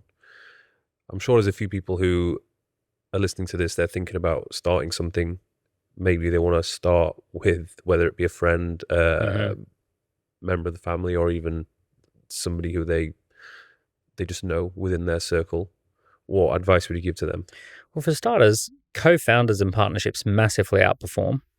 So you're going to do better if you have collaborators. Mhm. Business is ultimately a team sport. And if you can't encourage someone to join your business without equity, then you have to come up with an equity deal, right? Mhm. So you might get together and start a business with a friend. You're going to do better because one of you is going to focus on sales, the other one's going to focus on customer delivery. You're going to solve way more problems way faster. You're going to bounce ideas off each other. But obviously there are risks and there's complexity with more people involved in anything. But if you know in the future, I want to have a decent sized business, millions of revenue, really great profits, you're going to need people. Mhm. You don't get there without teams of people around you. So you're going to have to find a way to bring in teams. The thing that you need to keep in mind is alignment. Alignment means that you both know what each other's goals are and that you're happy with those goals. And you also, a low risk way is to have a start and a finish point where we're going to do this together for 2 years and see, like at the end of 2 years, we sell the business or we close the business and go our separate ways. You can have something like that. One thing for your listeners to pay attention to is that when somebody gets married, immediately the alignment changes or has kids. So you can have two great friends. Both of you are single. Both of you are totally aligned. You share a house. You run a business together. You go eat at the same restaurants at the same time. You hang out and party at the same clubs together. Everything's going so great. One of you gets married. One of you has kids. That thing is just going to come straight off the rails. Mm. So if you don't know to expect that, then it hits you like a truck. But if you've already talked about in advance that when one of us gets married or one of us has kids, we need to either work out whether we're still aligned, reevaluate the partnership, buy each other out, and here's how we would handle that. Here's what's fair. Here's who we would go to settle disputes. Here's like our mentor that we both trust in advance. A few things like that. Because marriages and kids really screw alignment up between co-founders. How's it been from your experience? Exactly that. Was it a shock? It was a total shock, yeah. Because I went into business with one of my best friends in a business, he got married and completely changed. As in, or for the worse, I imagine. Well, from my perspective, for the worse. From her perspective, much better. Well, I guess that's a difficulty. I think I was listening to a podcast with Ben Francis, the founder of Gymshark, and he's just had twins, I think, and he was saying how it's, he can't be so selfish anymore. He can't spend all of his time it changes on everything. the job. But let me paint the other side of the picture. My goodness, does it just galvanize you like nothing else? Having kids and being married is not being married makes you always have this massive piece of software in your head that's looking around. Right. So if you're a computer, you're running a big program called Find a Girl, right? And or multiple girls, or the latest girl. So you've got that software running in the background all the time, and it uses up all your RAM. Mm-hmm. Once you're married, you move to a new point of stability. If obviously you need to marry the right person, but you have this new, there's this new level of stability in your life, and then you have kids, you have this very deep meaning focus that comes with kids. So you do the important stuff and you get strategic and you get really thoughtful about what's going to work, what's not going to work. And you can also, the great thing with kids as well is you can, if you don't want to do something, you just say, look, I've got little kids, I can't do it. It's great. Did you feel as though when you had kids that you had an incentive to, I don't know, work harder or make more money? Or I guess you were already at a point where you were financially fine. Yes, but yeah, you do get that new level of drive. There's something that is biologically baked into you that is, as soon as your kids arrive, everything levels up, right? So suddenly it's like you get this, energy level, focus. This huge thing happens where suddenly there's these people in the world who are way more important than anyone else, including you. You would literally jump out of a building for them. So it's weird to have that appear in your life. Like it's a massive shift in your identity. you're now responsible for these other people, and you don't know how they're gonna survive. You don't know how they're gonna, especially in a fast changing world like the one we've got. You don't know if they're going to have jobs in the future because of AI or all this sort of stuff. So it's like, boom, I'm not just going to provide now, I'm going to provide for the next decade. So it kind of fires this thing up. You start thinking long term. Like, it's very easy as a single guy to just think about, well, what do I want to do now and in the short term. You think in decades when you've got kids. You start working out, what year will my kids be 20? What year will my kids be 30? How old will I be at that point? How will I afford what are the things that I want to do for them, and like the things, like what age will they be the right age to take to Disneyland, right? Like all this sort of stuff. What age is the right age to give them a mobile phone? Yeah, you start seeing the world differently. You start analyzing, things. You start connecting with people at a different level. Are you strategically raising them to be winners and to not spoil them? Yeah. Well, I don't want them spoiled. You got a boy and a girl? I got 2 boys and a girl. Okay. Yeah, so it's really important to raise them in the right way, obviously. A big part of that is just not introducing them to corrosive technology. But it's hard raising kids. You got to let them watch the news. Your mentor said they do not watch the news. No, no. It's a challenge. You wanna raise kids so that they're ready for the world that we're going into. Mm-hmm. So I want to talk about, obviously, the book. You've written how many books now? 6. First of all, why did you decide to write the first book? Well, I was going through a real moment of like, what am I about?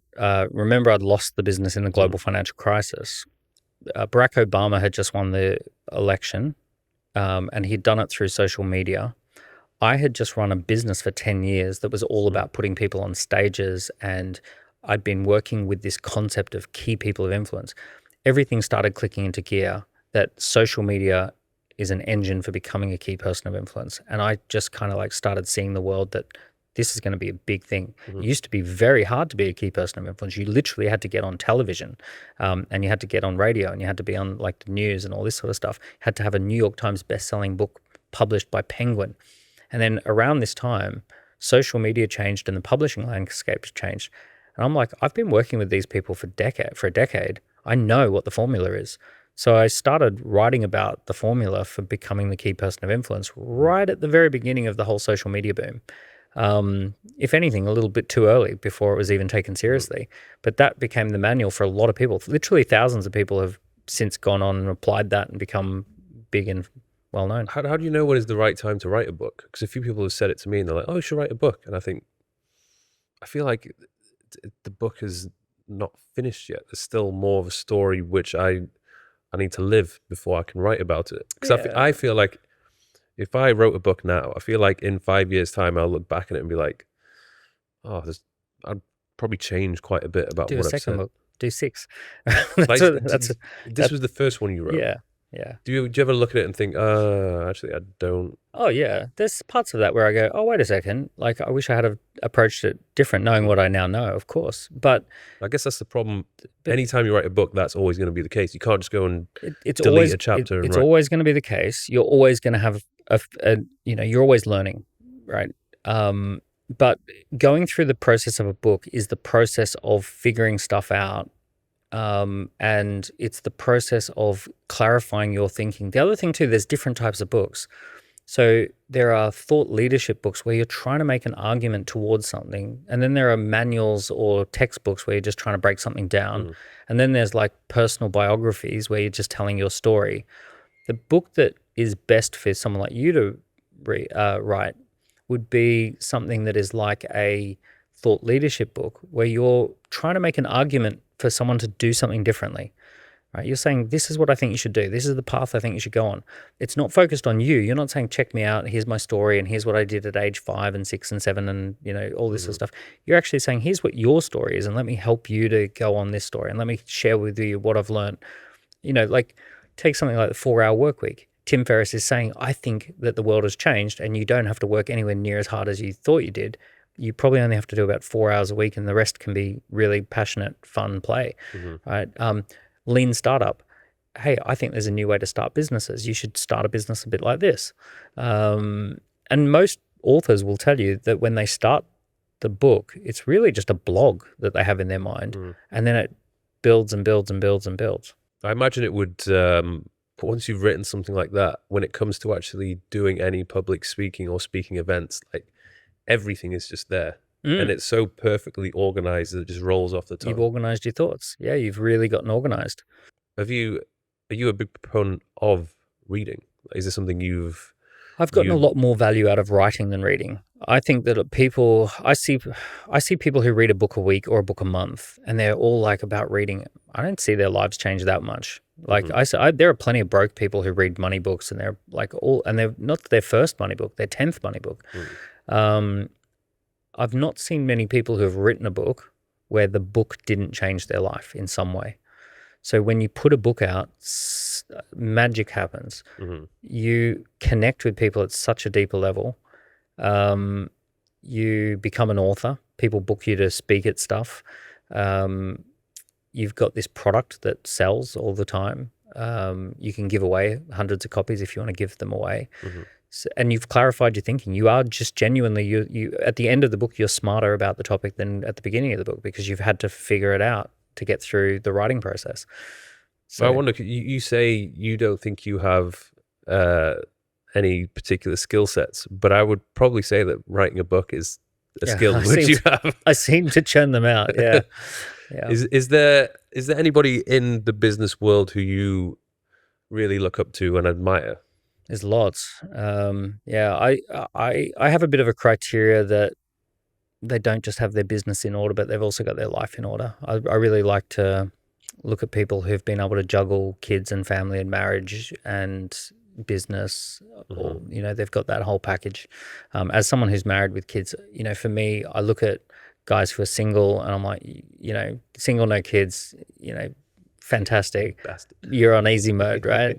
And it's like, but it's like, yeah, cool. There's a bunch of strategies that might work for you that wouldn't work for me, or there's just this whole other dimension to my life that has to work, which isn't included in that story. So for me, I'm normally looking to learn from people who I think have got a bit of a package deal going on.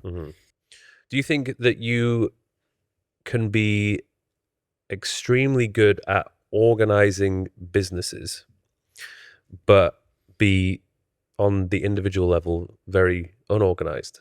Or do you feel that if you are an organized person, that's going to improve your chances of being able to actually organize how a company works and how it's structured? Like, would you class yourself as being an organized person? No, I'm not. I'm not particularly organized. I'm really good at surrounding myself with organized people. My strategy for anything is that I need to find the right person. So my whole life works because I have an assistant who I talk to my assistant about what I'm trying to get done, and then everything goes to my assistant, and then my assistant schedules my diary, and I just do what's in the diary.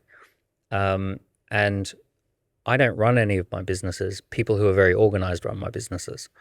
So I've never tried to be a good organized operator. I am a chaotic kind of thinker, and I like to get my head in the clouds, and I like to spend time daydreaming, and I love to go down YouTube rabbit holes and watch different stuff. And sometimes it has nothing to do with business, but the people who I surround myself with are phenomenal. My co-founder, Steve, in Score App, is this unbelievable technology guy who he understands tech and coding, and he runs an amazing development team, and he's super organized and he's super smart. And I'm nothing like him. We complement each other. I hope we complement. He certainly compliments me. So would you say sooner rather than later, get yourself an assistant? Or a good one? Yeah. Well, I told you about when I went to the Latin jive dancing. Yeah. I rock up in London. I don't know anybody. My first person was an assistant. I was trying to find an assistant. You need like most people, you need an assistant to get things done. That, like, to build a business, there's just hundreds of things to do. You need another pair of hands and another brain and another person who's going to help you get things done. And very rapidly, you need someone in sales. You need someone who's an assistant. There's just always stuff to do. If you're trying to do it all yourself, it's too hard to stay up there with the vision and also, like data entry or, filling in a bank form or any of that sort of stuff. It's just too much. And you can't bounce between visionary and implementer.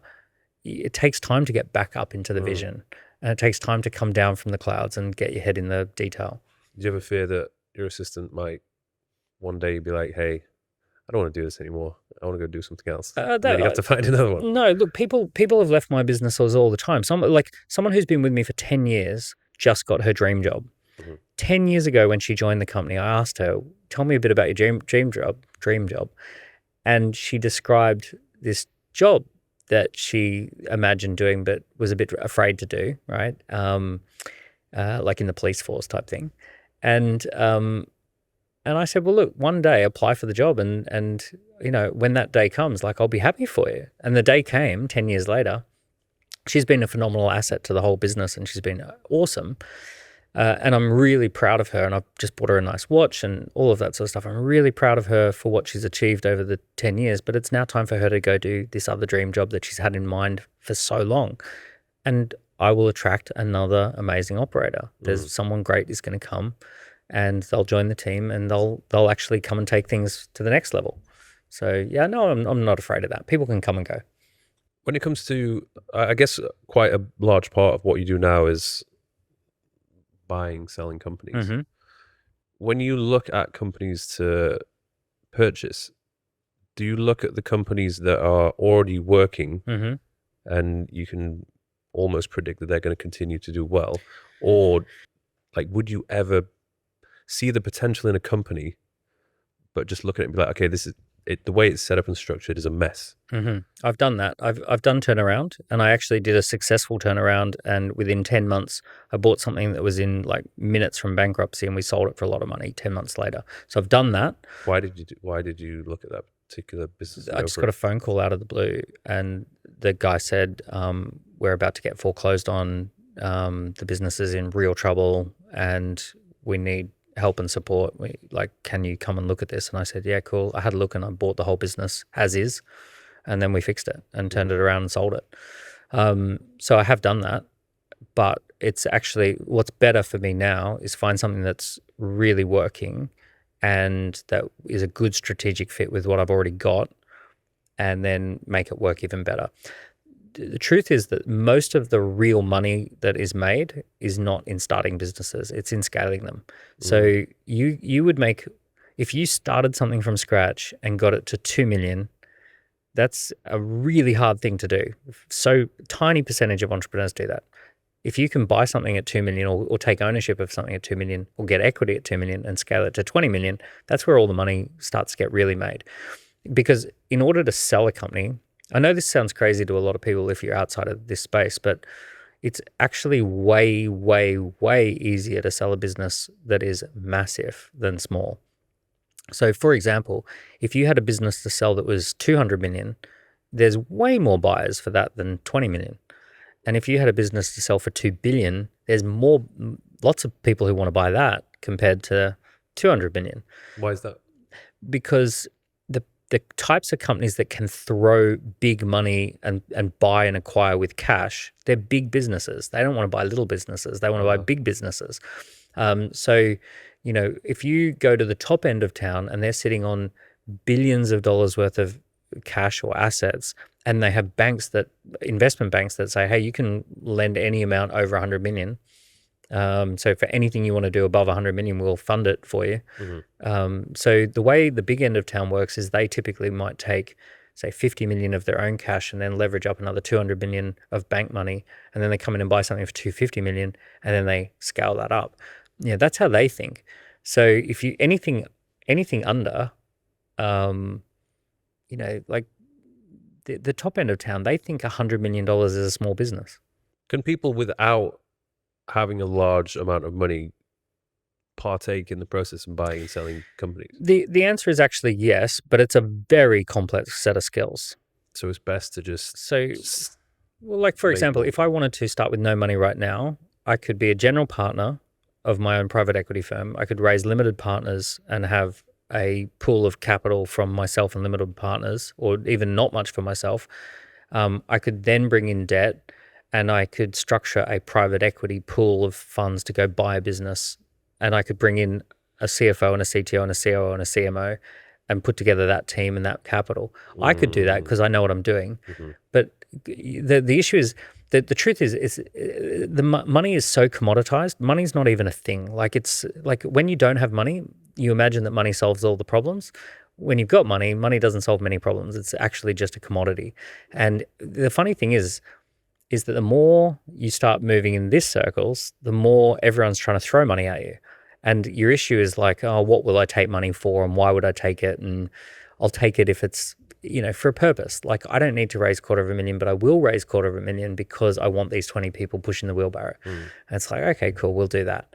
What is it that makes somebody very good at buying and selling companies? Like, what is their skill set? Is it just their ability to organize, or they? Yeah, it's the ability to put together the right executive team. So they have to be like, if you want to get into really buying and selling companies, the ability to attract talented executives around you, like people who are actually going to run the business, and the ability to get the trust from the capital, whoever's lending the money or investing the money, like being a key person of influence, essentially. But a key person of influence doesn't have to be the skilled person. Sam Altman, who's got OpenAI, he is actually not a technologist in terms of he doesn't have technical skills, but he's the number one AI key person of influence at the moment. And when they booted him off as an executive and they said, no, you're out, you're fired, 700 people, 95% of the team said, if he leaves, we leave. So it's him who... So that's why he came back. It's why he came back. And they had to leave because he's that key person of influence. And he's not doing the work, but people want to work for him or with him. So he's attracting the executive team and the technical team around him, and he's keeping the investors. So even Microsoft, who's the main investor, said, well, if he leaves, he can come here. And Microsoft's value went up by 50 billion in a day. And then they said, oh, no, he's going to leave, and it stabilized. So there are these key people of influence who you magic up teams around you. So if you have the ability to attract executives who want to work with you, that's actually more powerful than just knowing how to do stuff yourself. So I guess, anybody who's listening to this, they should really be thinking about, how can I become that key person? Yeah, and also play number 2 to a key person of influence. Be number 2, number 3. Like, a great place to start is find someone who's clearly a key person of influence and just be in their orbit as close as you can, being a number 2 for a while. A couple of years of being a number 2 is awesome. There's nothing wrong with being a number 2. There are plenty of number 2s who make a lot of money by being in the orbit. Someone who was your number 2 would make so much more money than trying to go off and replicate what you did. It's interesting because when I started all of this, I was seen as just Mike, the fitness guy. And although that was it was quite cool to be considered someone of interest in that industry, I didn't want to be stuck with that label forever, particularly when a large degree of your success in fitness is based around your appearance. Physique, yeah. And that is something which is not going to last forever. Yeah. I will always be in shape and I'll be fit and healthy, but I'm actually old enough to know of a insanely successful fitness influencer who had the physique but now doesn't, and had to make the transition for that exact same reason. But they were successful. They were successful, but it shifted. Yeah. Right. So you're absolutely right. And this is, doing the podcast has been great because that's kind of opened up a completely different... People see a different side. Yeah. Yeah. And if you can transition, like Jessica Alba, super smart, transitioned into business owner. She's got the Honest Company worth $2 billion or something like that. The really smart actresses in Hollywood, they went off and actually took their success, which was going to be short-lived in Hollywood, and turned it into floating a company. Reese Witherspoon is a billionaire now because she set up this whole other company. She used her fame to parlay into entrepreneurship. It can be quite difficult because usually it might come with a bit of resistance, or I don't know, people might not be happy with it. They just look at you and think, hang on, this is not what you do. Like, you're supposed to be the fitness guy. You should just stay in your lane. Take people on a journey.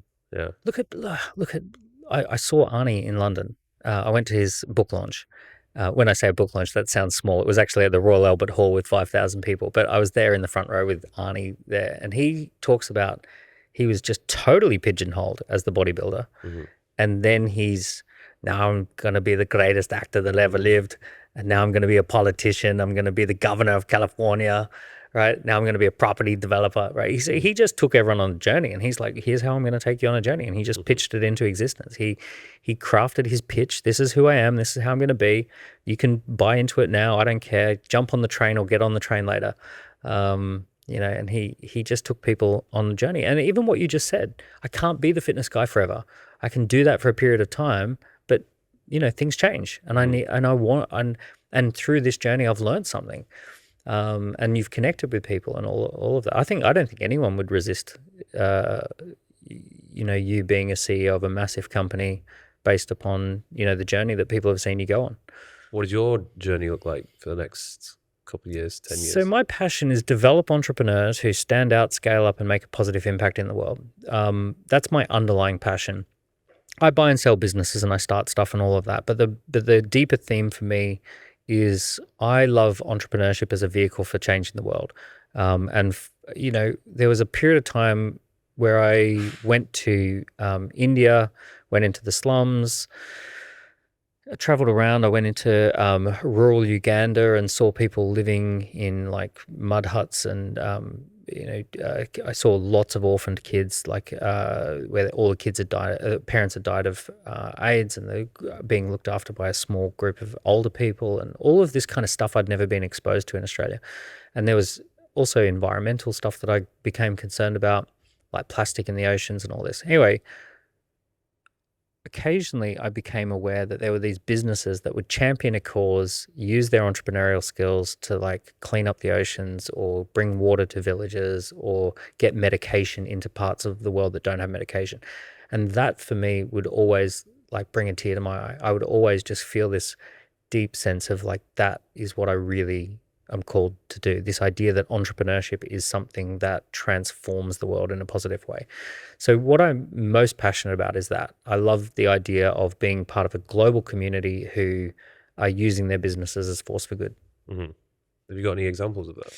Loads. So recently I've been working with this woman called Dr. Zareen Ahmed, and she had a terrible situation where her daughter was murdered, and she basically started this business called Gift Wellness. Gift Wellness is a company that they do feminine products, so all sorts of things like tampons and pads and stuff you'd find in the bathroom, but they totally manage the supply chain from boutique suppliers throughout like Pakistan and India. And they also have stripped away all the plastic packaging. And they also, whenever a woman in the West buys a product, they gift products to women living in refugee camps. It's just an awesome business. Mm-hmm. So that would be an example. But even like our business, we do a lot of training and development with our entrepreneur community around how to select something called, we work with a company called B1G1, buy one, give one, where you can have these micro donations to causes that you're passionate about. Every time someone buys this thing, it automatically creates a gift for this person or a giving impact for this person. So you might have a business that sells, AV equipment, and then it also works with removing cataracts from people in, Indonesia. So you're actually doing this fun thing over here, but it's also impacting people over there, and it's part of your business's story. Mm. Yeah. There's a quote from the book, which is quite interesting. The world has changed, so must you. Your best thinking 5 years ago is your baggage today. Mm.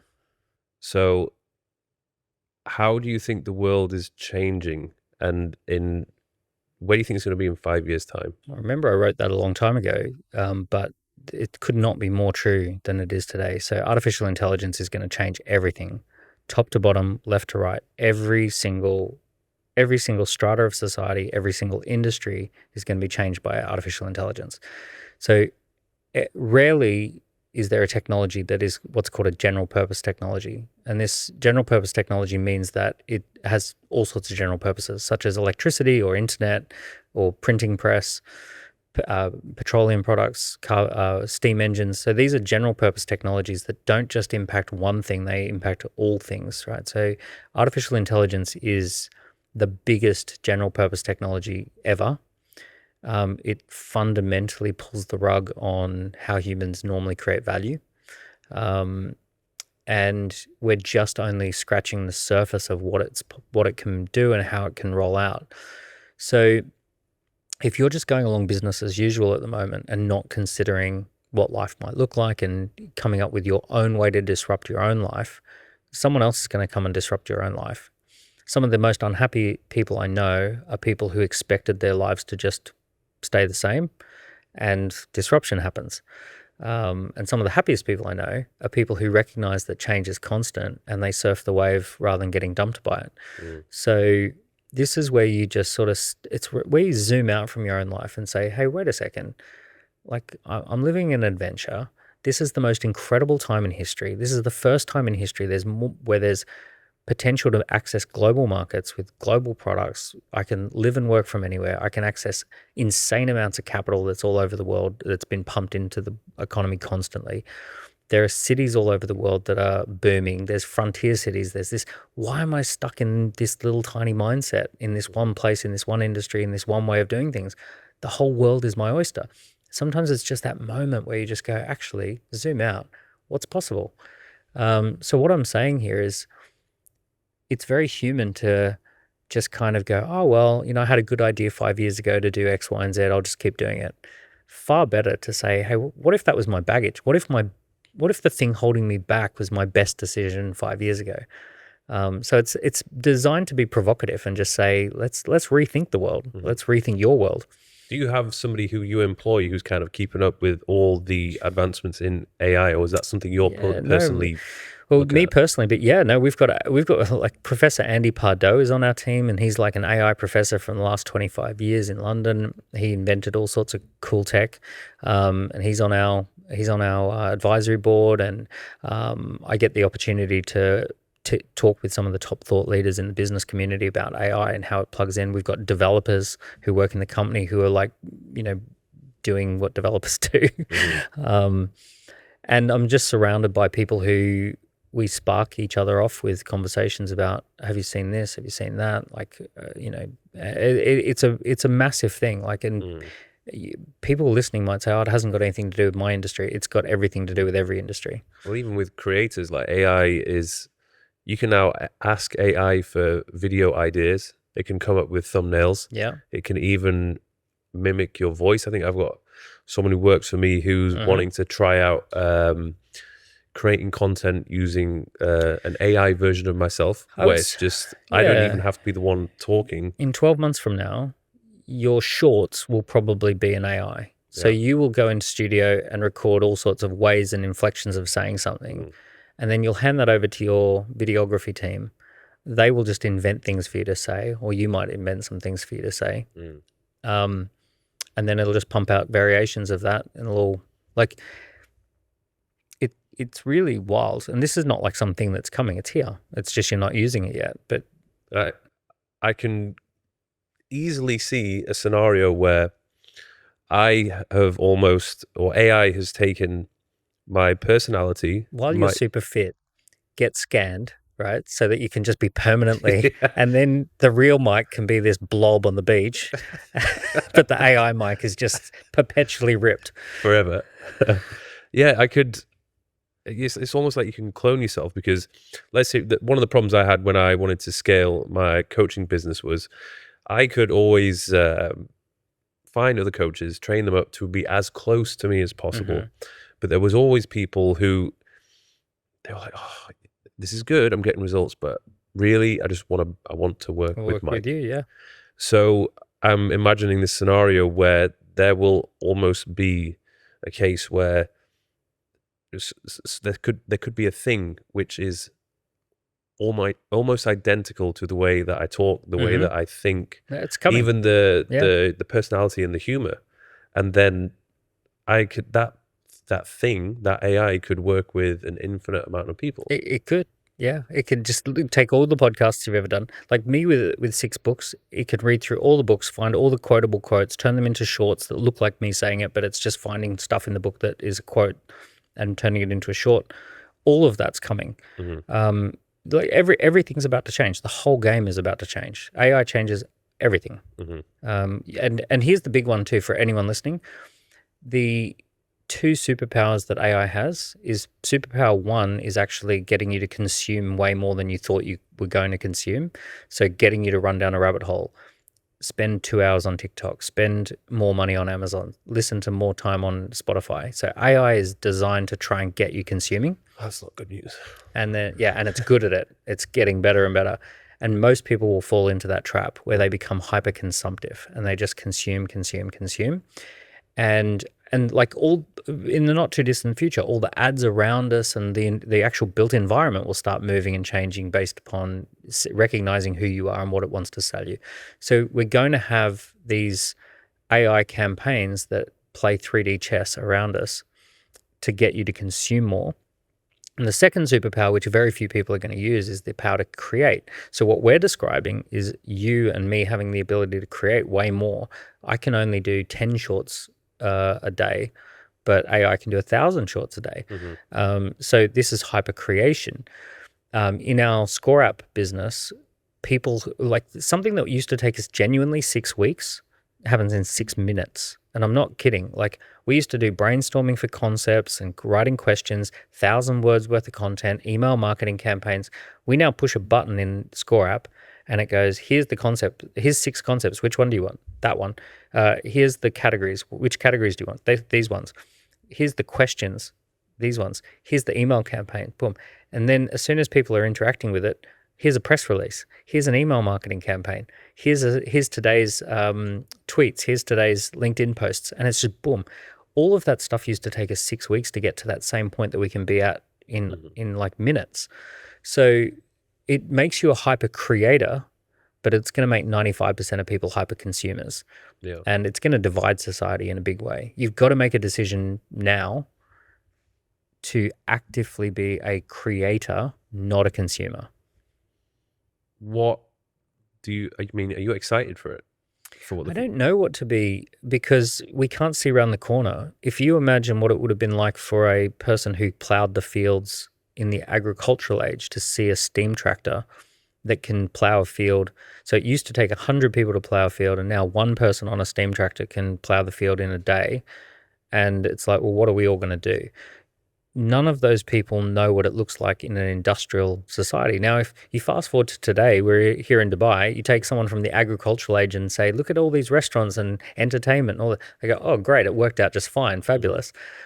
But they have no idea what it looks like. So we have no idea. Growing up in an industrial age, we have no idea what it looks like in a post-AI world. And it could be incredible. It could be terrible. It could be terrible then incredible. It could be incredible then terrible. So we just don't know. Our economic systems break down. Our labor markets break down. Like effectively all the top jobs, they can just be automated now. We thought these jobs could never be automated. We thought it would be impossible to be a doctor or an engineer or an architect or a creative writer or a songwriter. We thought those are impossible to automate. But now, push a few buttons and how many songs do you want? How many architectural designs do you want? How many plans do you want? How many animations do you want? Just boom, done. So it changes the nature of everything.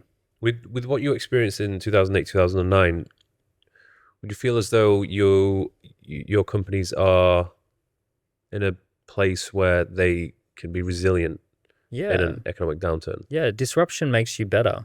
Like I love the fact that I got slapped around. I would have been a nightmare if I had have done that $14 million deal.